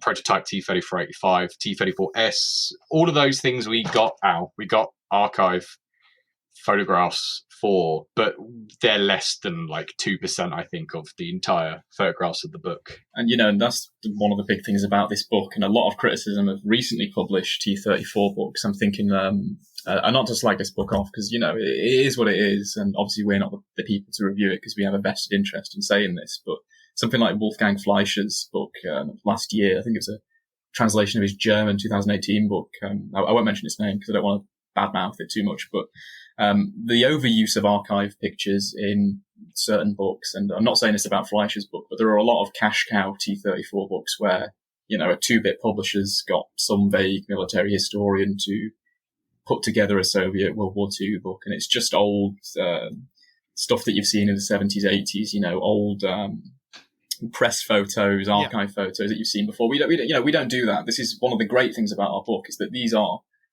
almost exclusively unique. There's so many unique photos in this book that you're never going to get anywhere else. There are a handful, that you might have seen before, such as we say the archive pictures, but aside from that, 95% you will have not seen these before, and they're absolutely great pictures. Yeah, just not a bragging thing at all, but my no, we are definitely bragging. Like, let's not mislead the listeners. My private photograph collection is 3,000 plus photographs. Not just obviously of the T-34, but I've got just under 1,000 photographs of the T-34. Of which about 600 are in the book. Yeah, predominantly German, but also a mix of everything else. So, yeah, the overwhelming majority of the photographs you'll see in this book have never been seen before. And as a modeler, that excites me. And just whilst we're bragging, also, is we probably have the largest collection of T-34s in China outside of China. Of which quite a number make it into the book. And they're also very helpful for telling the post-war production and modification story of the T-34 as well. Well, I, for one, am excited. I've got my copy pre-ordered, and I can't wait for it to arrive on my doorstep so I can check it out. Because I really like the photograph that you're using. I haven't seen them, but I know this source for reference because I use it myself. I'm always on German eBay looking for something interesting. I'll buy the odd one here and there if it's something that really interests me. So, depending how avidly you look, you might have seen half the pictures then. Well, actually, that's another great thing that we should say, is that one of the major problems with this source set, in addition to all of the methodological ones of using, out of context photos, is that actually these are largely inaccessible to the average sort of person, partly because, a lot of them will be watermarked quite heavily, but also because of the price of some of these pictures. Certainly. Fortunately, Soviet photographs don't usually go for that high. I won't give rough figures, but things like German photographs, if you've got a Tiger, or Tiger, as the Westerns like to call it, this can go for hundreds of euros. Some of them are absolutely absurd, and, that's one of the other great things about this book, is that the book cost you 40 quid. We wouldn't care to say how much it cost us. It's 5 figures that I put into this book. Yeah, it's 5 figures. That raises a question.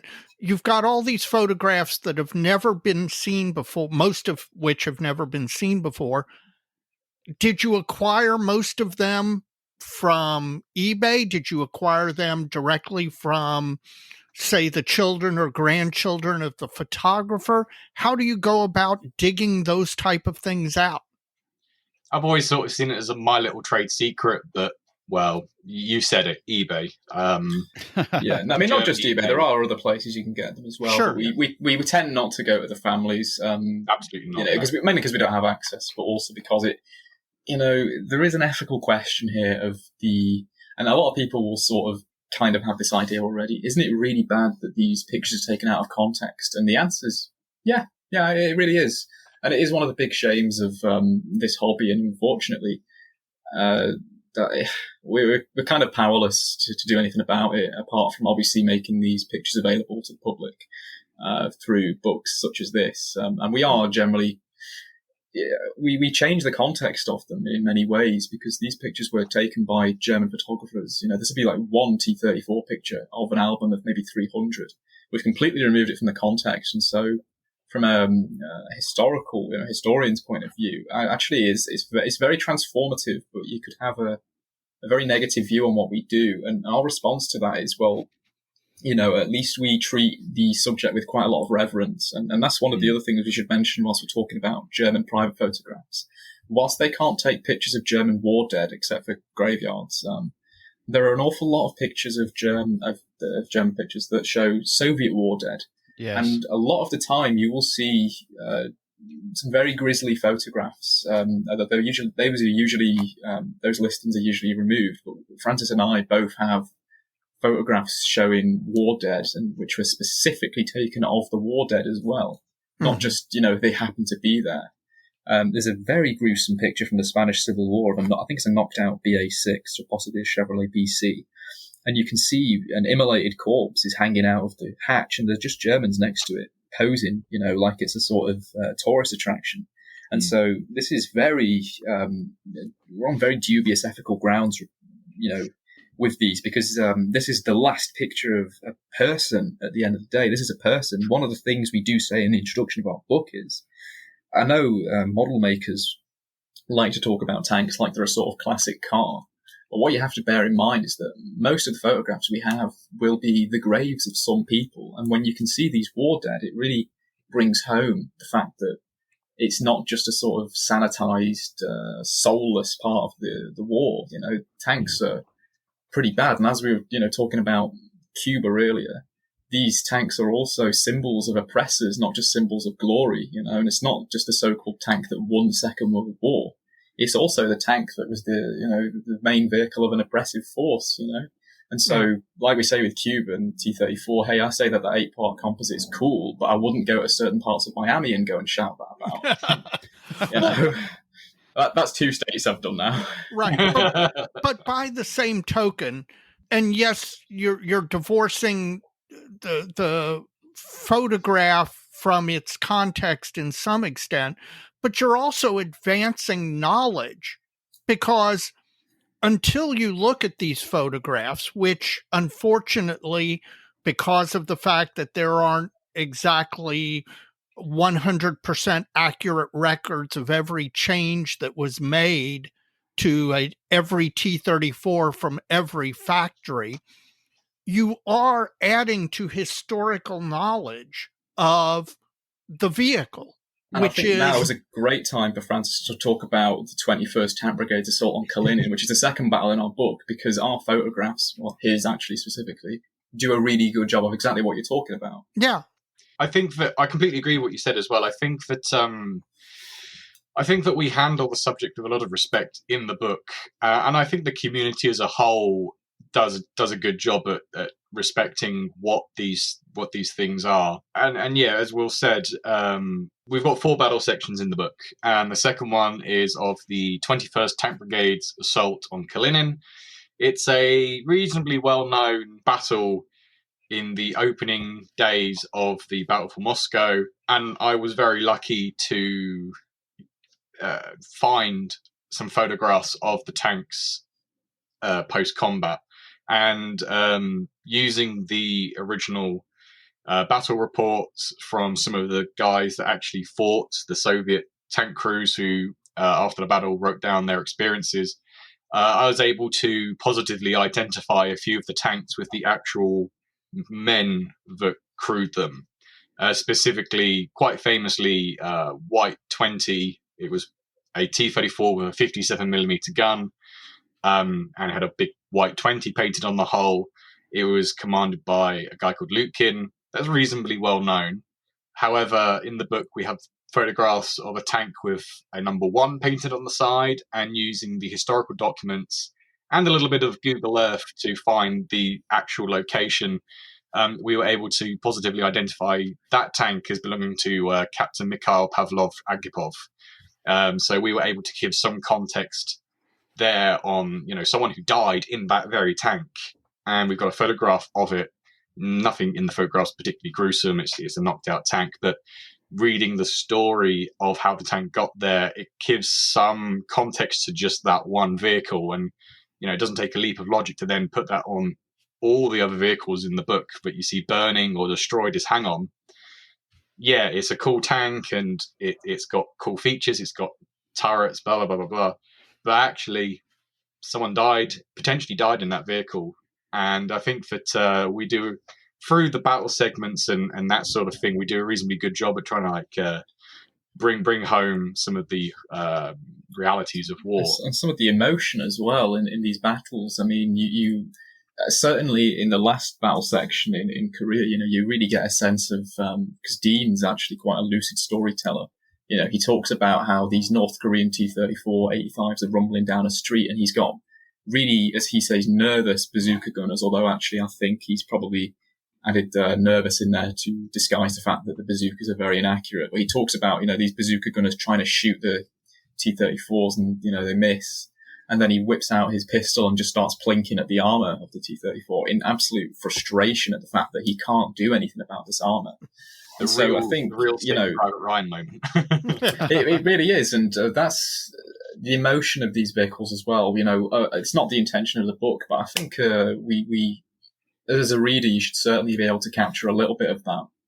But as we say, the production changes are the main thing. So I suppose it would be a good time to talk about what the book really is in detail. So we've already talked about the source set. So what we do is we break down, and this is absolutely unique to our book because, the T-34 model 1940, T-34 model 1941, and so on, is a dreadfully misleading and inaccurate system, absolutely outdated, and it doesn't make any sense. L11 guns, of course, were produced after, it doesn't make any sense.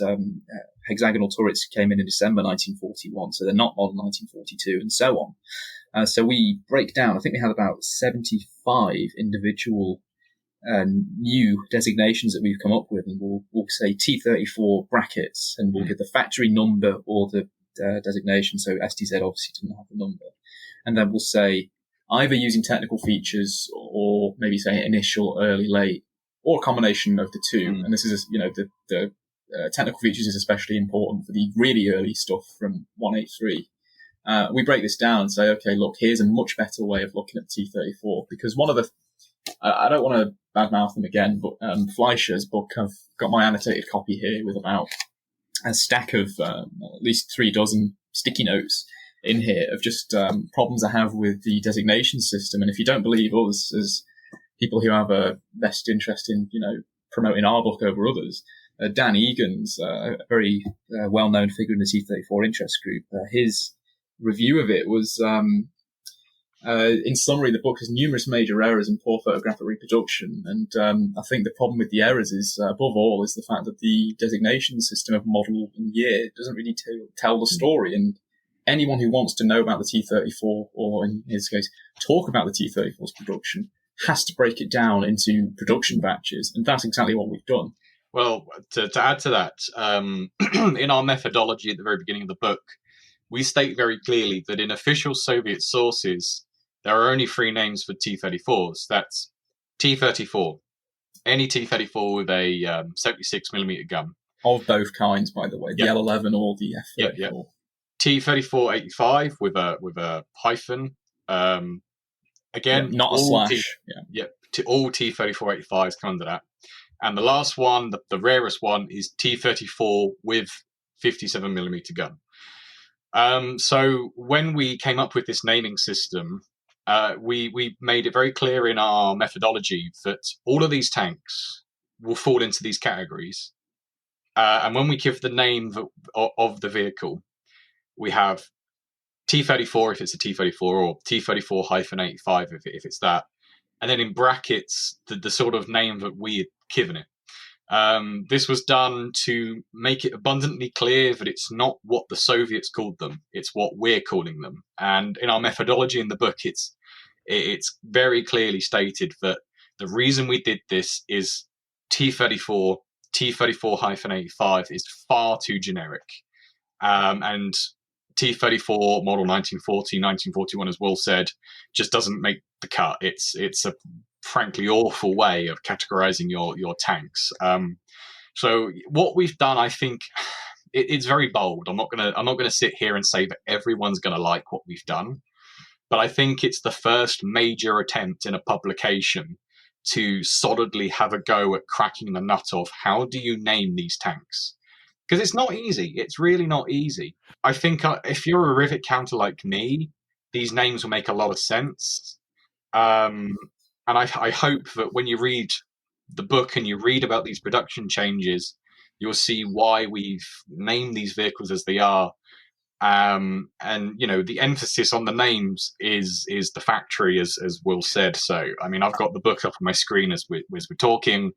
And one of the pictures I'm looking at is a T-34 brackets KHPZ 183 redesigned stowage. And, it gives far better context to the tank we're looking at than T-34 model 1941, which is what this vehicle might have been called in a far inferior nomenclature. as I said, I think that what we've done is very bold. I think that we'll have a mix of opinions on what we've called things, but honestly, in my humble opinion, it's by far the most useful way of naming T-34s which has been produced to date. That raises a question for me. Is the most important thing to know about a particular T-34 the factory that it was produced at? Yes and no. T-34s from all the different factories were different enough that you can just look at one and say it's from this factory. From a modeling perspective, it's really useful if you're looking at let's say you've only got one reference photograph of a tank that you want to build a model of from one very specific angle. Looking at that photograph that you've got of the vehicle you want to build, or even just the model you want to build, but you know that it's wrong, or you know you might need to change something, and then looking at our book and these pictures, you're able to say, the tank I've got a photograph of, or the tank I want to build, is this KHBZ 183 redesigned stowage tank. So when I build this model, even though I can't see the rear of the tank because the photograph I've got is only from the front, I know that I need to do this, I need to do that, I need to change the stowage, blah, blah, blah, blah, blah. You'd have this sort of tow hook, you'd have this sort of engine access hatch. That's Gotcha. very useful, yeah. Yeah, I can see there's that. also another great upshot of having this designation system. And so when you think about, the everyman question is that you see all the time on Facebook is, hey, what's the best tank of the war? Now that's a question that we really hate for various reasons. Academia senses are going off the charts for how bad of a question that is. But the upshot of this is that you could, when you get questions like, how good was the M4 Sherman or how good was the Panzer IV, someone who actually knows about those vehicles will immediately say, well, hey, which version do you mean? Do you mean the M4A2 Sherman with its diesel engine, or do you mean the Panzer IV-J, which doesn't have, I think it didn't have the electrical turret drive? I don't know. I'm not a Panzer IV expert, but you know what I'm saying? So, the T-34, although it doesn't have as many differences as all the different models of Shermans and Panzer IVs in terms of, because they might have very different engines, although to be fair, the T-34 was a small batch. I think 112 was issued with the M17F aero engine, not the V2, but that's an aside. And STZ, two factors. Oh, and STZ, yeah. As an aside, whilst the T-34, it wouldn't have as many different guns as, the M4 Sherman and so on and so on, and, it wouldn't have as many different changes like the Panzer IV. What you will be able to see from this book is that every factory production and batches indeed were very different. And so if you were to compare something like an STZ built in the middle of 1942 and compare it to something like a 112, say, built in another year, you will get the sense of, well, actually, calling it the T-34 suddenly doesn't really make sense. And so when you look at the Aberdeen report, that famously cited report of the T-34 and the KV-1 that were tested at Aberdeen Proving Grounds, you should immediately think, well, actually, it doesn't really it's not fair to the T-34 to use just one model, although in fairness, it was a very, very high finished product, and it had a British radio in it, in fact. But that's an aside. It becomes really clear that you really shouldn't be talking about the T-34 in any way, certainly not the T-34-76, because, those models were quite heterogeneous as well. And so it has this designation system can help us with an intervention into the debate of, and there is a legitimate historical debate to be had about the quality of the T-34, not least because, of course, Soviet and other countries will say, oh, it's the best tank ever. And then other countries will say, well, it's the worst tank ever. Interestingly, the Aberdeen report had had some very interesting assessments of it, some very positive, some very negative. And so it does help us with that debate if you're, into that sort of thing, because you'll be able to say, well, actually, we need to take more of a nuanced approach to that. Like debate. You said, it gives so much context to something like the Aberdeen report, because Aberdeen received a UTZ 183 made T-34, which was issued with a cast heavyweight early turret. And I think the report would have said different things if they'd been sent, the tank from the same factory, but given a hexagonal composite type turret. Just the increasing volume inside that turret probably would have given it a better write-up. And that's two tanks at the exact same factory, where on a production line, instead of getting given one turret, it's been given the other turret. And yeah, I think that it's just so useful for that sort of stuff. Can you talk a little bit about what drawings we might expect in this book and the source of those? Sure. So the technical drawings were drawn by a Yank, one of you guys, a guy called Mark Retheret. He's from Arizona. Really, really good guy. He's been on T-34 forums and interest groups and pages since the internet began. He's been talking about the T-34 longer than I've been alive. And so he's the best guy to get technical drawings done. He's a very talented artist, and so really the guy you want. I found him through the T-34 interest group. I said, I'm writing a book on T-34s. Would you be interested? And he ummed and ahed originally because he said, I've been asked to do technical drawings for other books. But once we describe to him what we're doing, he immediately jumps on board because... Maybe we should describe what they are. So... It's a good job I'm here, Frankie. I'm not going to lie. Mate. It's been a long week. We complement each other really well. So the technical drawings, we've got just over 35 of them, and we picked out key vehicles that he should do side profiles, front views of. A few of the vehicles have got full wraparounds, but they do focus heavily on the technical details that we talk about. It's something that other books, can touch on, but I, in my opinion, don't quite get right. So once you read the book in context, like all the different production changes, what to expect from each tank, which I think most of the pictures do a very good job of showing you. But if you don't quite understand what I'm talking about in the pictures, you can then reference back to these technical drawings, which are superb, really highly accurate. And you can say, oh, well, what does he mean that STZ manufactured a unique drive wheel? I can't see it in the pictures. And then you go to the technical drawing and it's sitting there and like, wow, look at that. I can clearly see what he's talking about. And the technical drawings range from the first 10 tanks, the vehicles which were manufactured from A-34 parts, all the way down to we've got a technical drawing of a Czechoslovakian manufactured T-34-85 and a Chinese Type 58. Yes, the Chinese upgrade to T-34-85. Not be a segue into Chinese tanks. It's not a segue into Chinese. What I was going to say is our technical drawings focus exclusively on the exterior of T-34. So we'll have certain ones of just the turrets, but most of it is just T-34 models, OT-34s, T-34-85s, that sort of thing. Side front, occasionally we'll have views of up armor plating, which we have quite a few great sections of with great pictures in. So if you're interested in things like ammo, internals, gun cutaway technical diagrams, this is not the book for you.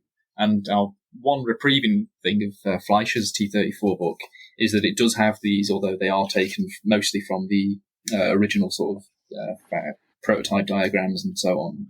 If you're interested in like track types in particular, we've got a really good pair of technical drawings of I think nearly every single type of track that the T-34 used, because most people look at T-34 track and can point at I think 3 different types and go, oh well, there's an early type and there's that weird one with a V on it and there's the waffle type.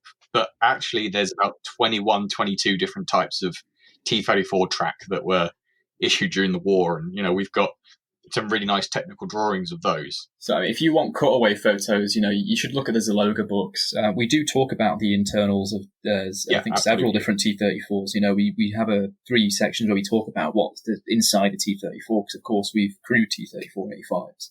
But if, it is mainly the exteriors that we're looking at for this. The internals would be a whole other subject. Absolutely, when it's relevant to the vehicles. But, yeah, majority of the technical drawings and by extension majority of the book is the exterior, what it looked like.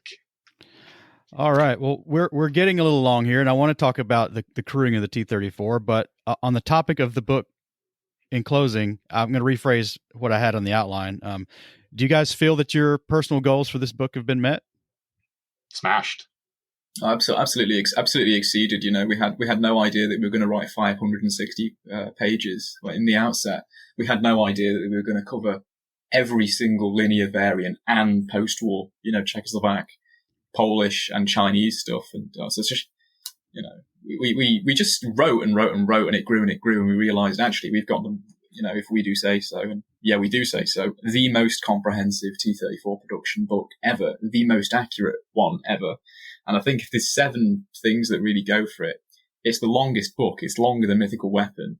It's got the most photographs of pretty much any T-34 book, and these photographs are unique.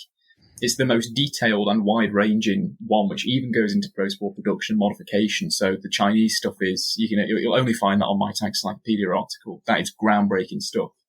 We have our own designation system that moves us beyond the inaccurate model year stuff, which I think is going to be really helpful. It's not going to be something that won't change. There will be changes as more information comes to light. We've got 4 battles recounted, so if you're interested in battles, you're going to have that base covered. The first one is the T-26 assault at Cesena in the start of the Spanish Civil War, the first battle that the T-26s were involved in. The third one is T-34-85s at Ogladao, fighting Tiger II of King Tigers. We've the 6th point that I want to bring up is with these photographs, we haven't just said, here are the technical features, A lot of them, we've researched the locations, we've researched the divisions, we said, we know this Moscow collective farm must have belonged to these units, and so on. And so, whereas in other books, you'll just go, look, it's a T-34 model 1940, somewhere in Ukraine. Sometimes we can find the specific village. And the 7th point is that we've crewed T-34-85, and so we have first-hand experience with this vehicle. And so when you read the T-34-85 section in particular, our own knowledge really starts to come in here. And so there's a nice detail with one of the post-war updates where we say, and by the way, when the turret's rotating, make sure you move your leg because you could trap your leg with the heat. I think it's the heater box. Yeah, the heater box. Yeah. So I have to ask, if you crewed a T-34-85, is a sledgehammer an essential piece of equipment? Okay, so here's a little anecdotal story from the very first time I was in a T-34 crewing it for a show. So it's the wonderful Capel Tank Show in Surrey, England. If any of you guys ever get to England, make sure you get to this tank show. It's wonderful. And if you've got any UK listeners, make sure you go to Capel. It's one of the best tank shows in the UK. The guy, the driver, good friend of mine, Alex Hall, he says, get in the gunner's seat. You'll have a real good time up there. So I'm sitting in the gunner's seat. Alex Hall, the driver, is sort of between the legs in front of me, and we start moving, and the noise, the smell, it's so hard to describe. It's insanely claustrophobic, and you immediately lose any sense of direction the moment the vehicle starts moving. And this is just in a T-34-85, which is one of the biggest turrets ever. God thinks, imagine thinking about the earlier turrets, but anyway. I've only got the gun sight to look through. I've got some vision. I've got a MK4 periscope in front of me, and that is it. That's all I can do to look around. We get onto the arena floor, and we've only been in first gear up until this point, and it's time to move into second gear so we can give a little bit more welly. And I watched this unfold before my eyes. So Alex is driving away. There's no one sitting in the engineer's seat, which is to the right of the driver. And what is sitting in this seat? A great big hammer. And he wants to change gear. So what does he do? He picks up this hammer and he gives it a bloody good whack. And I suddenly thought, maybe not everything you read online is made up about the T-34. I mean, absolutely. I wouldn't be strong enough to drive it. Yeah, that is the apocryphal story about the T-34. Is to change gears, you needed a small sledgehammer in order to actually change the gear. Yeah, for context on why that's the case. So the gearbox of the T-34 is at the rear of the tank, and obviously the driver is at the front of the tank. And he has 2 lateral clutches that he uses to make the tank go forward, make the tank go backward, make the tank stop. And that also goes for, he's got a gear stick to his right, and it's actually just behind him. So you have to sort of reach behind you to change gears. All of the controls for driving the tank then have to go underneath the fighting compartment and engine compartment floor on large control rods that then reach the gearbox so that the vehicle can change gears. And this actually happened on the second T-34 at the farm that I've crewed, which is a Czechoslovakian-made tank. That one was a little bit more beat up than the Soviet one I've crewed. And unfortunately, because of the length of those control rods from driver to engine compartment, they just get sticky and they just stick on everything. And on the Czechoslovakian T-34 in particular, we had to open the transmission hatch. And I had to stand behind this T-34 with Alex saying, right, if it doesn't change gear, you need to whack this control rod in this direction so we can go into reverse, because we needed to reverse the tank out. And luckily I didn't have to. Luckily it moved, but I was absolutely terrified standing behind this T-34, waiting for the key to smack the transmission to get it to go into reverse, and then hopefully not having to jump out the way for my life. But yeah, that will be why the T-34 and KV-1 sometimes needs a little bit of help changing gear. Now, I don't know either of you by sight. How tall are you? And in crewing a T-34-85, you hear stories about how cramped the conditions are. What was your experience? Well, I'm 5'8", about 5'8", 5'9", so I'm a great height for the T-34-85. It's really not too bad, you know. Although lowering myself in through the commander's hatch onto the fold-out seat, you sort of have to push it down with your foot, and we do this in uniform as well, so it's really not the most ergonomic uniform. It's okay. Scrambling out's not too bad either, but I think Frankie, who's a lot taller, will have a different story. Yeah, I'm 6'3". I'm not exactly the smallest person either. I'm not huge, but you know, I've got a bit of a belly on me.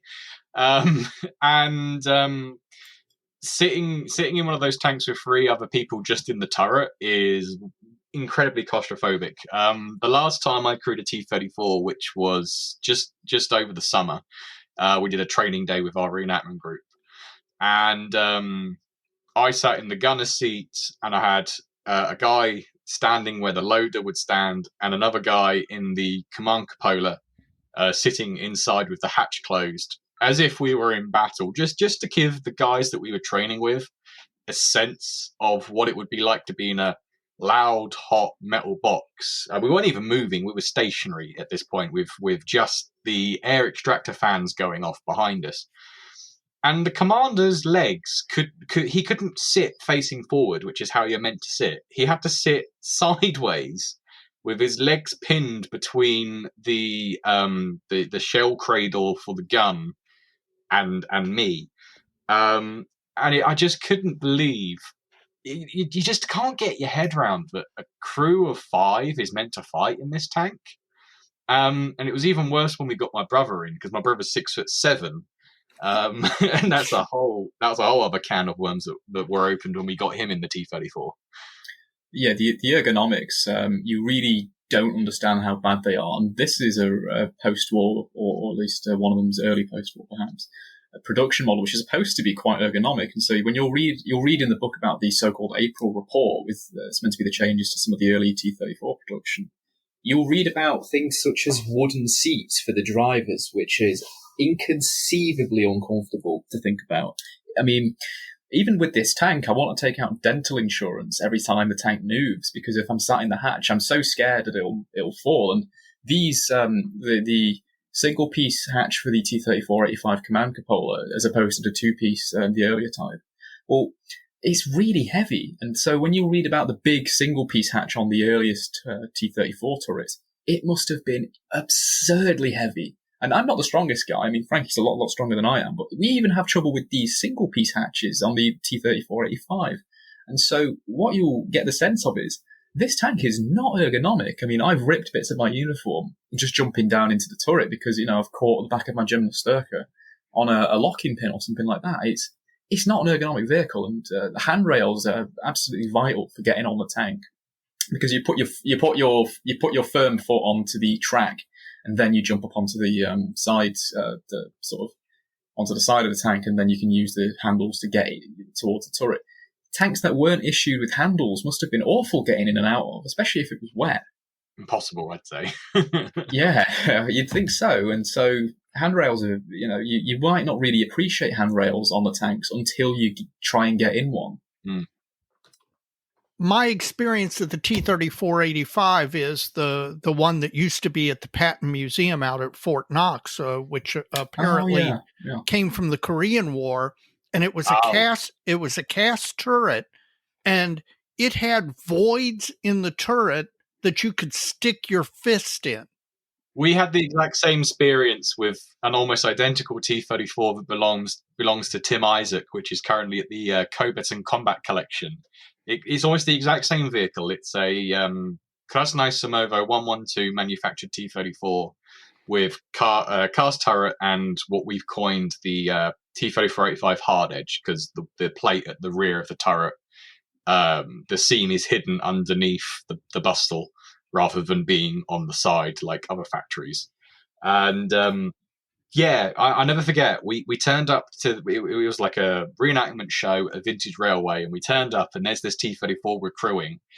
And it's a gorgeous tank. It's probably the nicest tank I've ever crewed, like beautiful inside. And the most complete as well. Yeah. We go up to the turret and Will just looks at this casting on the front of the turret and he goes, "You what?" It's full of holes.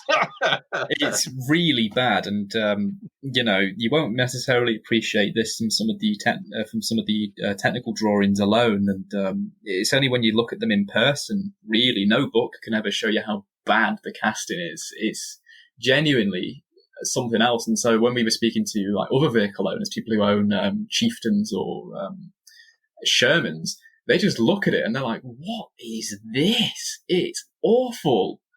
And comparatively, yeah, fair point. We love the T-34 and it's a fair point.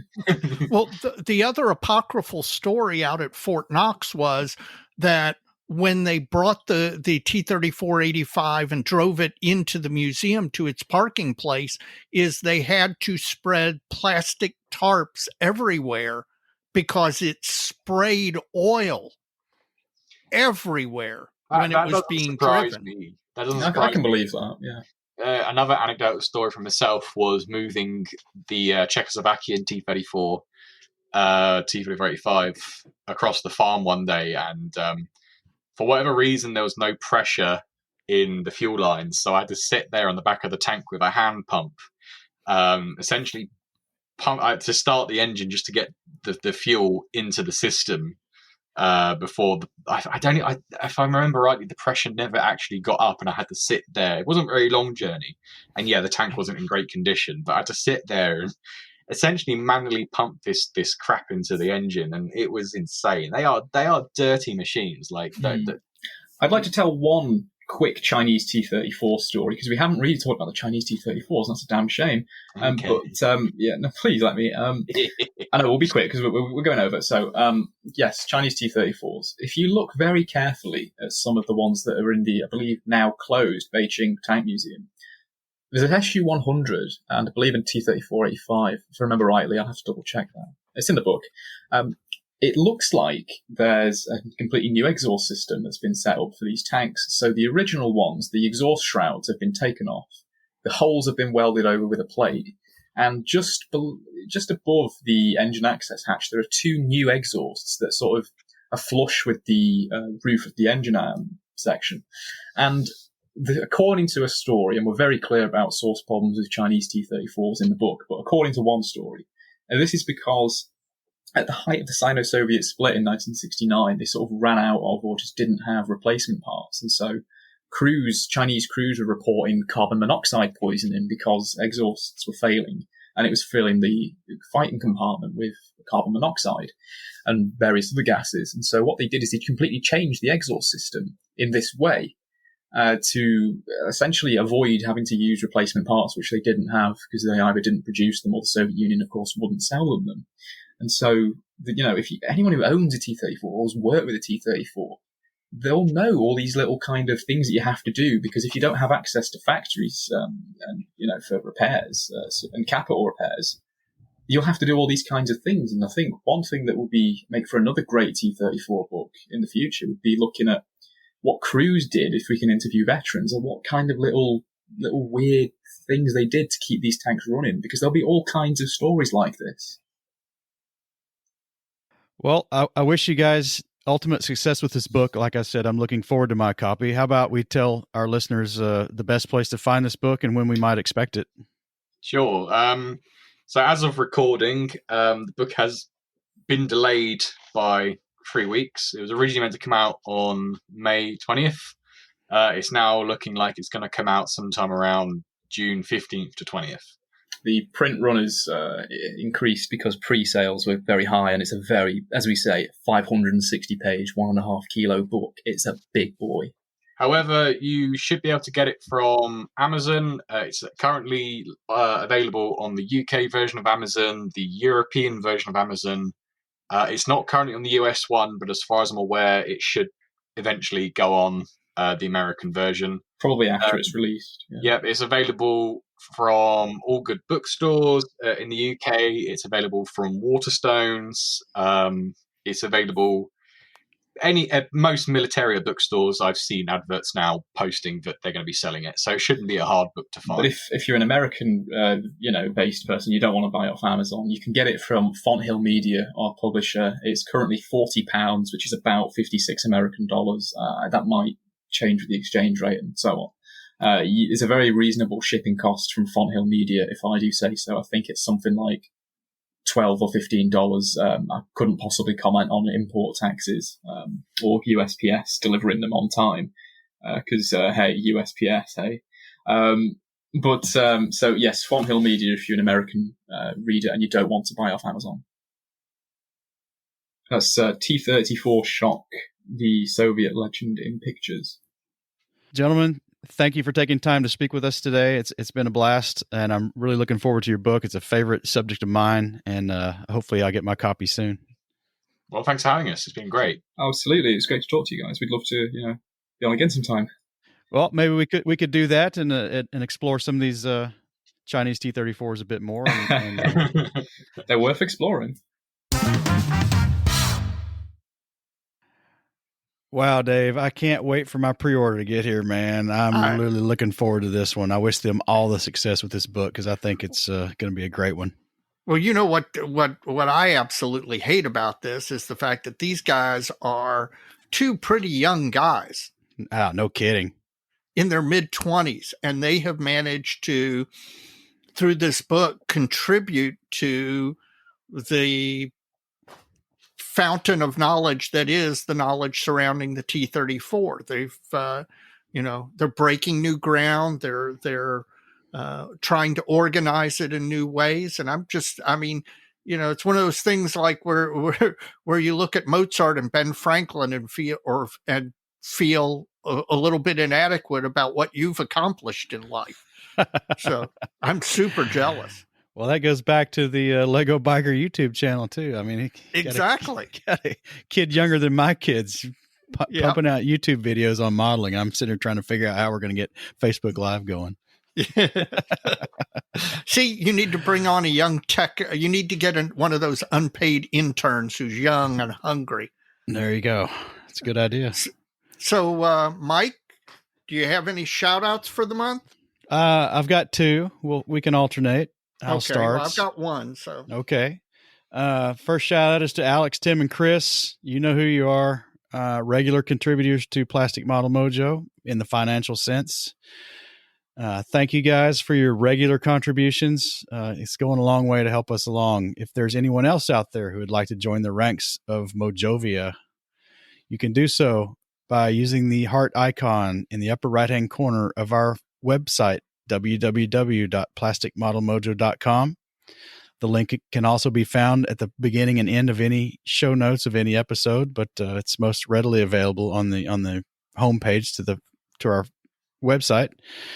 Click that link and it'll take you to a PayPal option to contribute to our show. We really appreciate it. So thanks a lot, guys. Yes, thank you very much. And if there are any of you contributors, past or present, who haven't emailed me at the email address loulaw@aol.com, please email me your name and mailing address. I've got something to send you. Just a little token of our thanks for your support for the podcast. So if you haven't done that, please go ahead and do it. We want to get that stuff to you. Well, my shout out is to a guy who I'm not even sure is listening to this podcast, but hopefully others like him as well. There's a modeler in our Mosquito group build, Rick Green, who also happens to be an attorney, lives up in Columbus, Ohio. And Rick has kind of been struggling lately with building, with, finding the time, the mojo, the motivation to get to the bench and to build. And, I know we all go through that. And hopefully things like listening to this podcast motivate you to get back to the bench. The first step to getting back to the bench is getting back to the bench. Sit down, start sticking parts together. You will remember why you enjoyed this hobby. So my thoughts are going out to Rick and any other modelers who are experiencing that particular issue right now. Hopefully you'll get back to the bench, and hopefully you'll find Mike and I there with you modeling along. My other shout out comes to us from Ethan Idemill, who's the webmaster for IPMS San Diego. They've got a show coming up. June 5th, IPMS San Diego Model Expo. It's going to be held at Gillespie Field Annex of the San Diego Air and Space Museum. And I told them I would get that into the episode to make sure they get the highest attendance they can get. So, Ethan, good luck with your show. It's a little far for us to make that one, but we're with you in spirit, man. Absolutely. Listen, any of you who are out there listening to us, you heard how much we enjoyed the Roscoe Turner show. The shows are coming back alive now. In fact, I was talking to Dr. Terry Hill, who's our show chairman here in Louisville, and we moved to a new, larger venue because of the anticipated flood of modelers and kits coming into the show. So please, if there's a show near you, make the time, go attend. You'll love it. I guarantee you. All right, Dave, we probably ought to wrap this one up. It's getting a little long. I know, man. I know we don't want to get a reputation for 2-hour episodes all the time. So hopefully we can cut this one down. Hopefully you can get it edited without it taking over your life.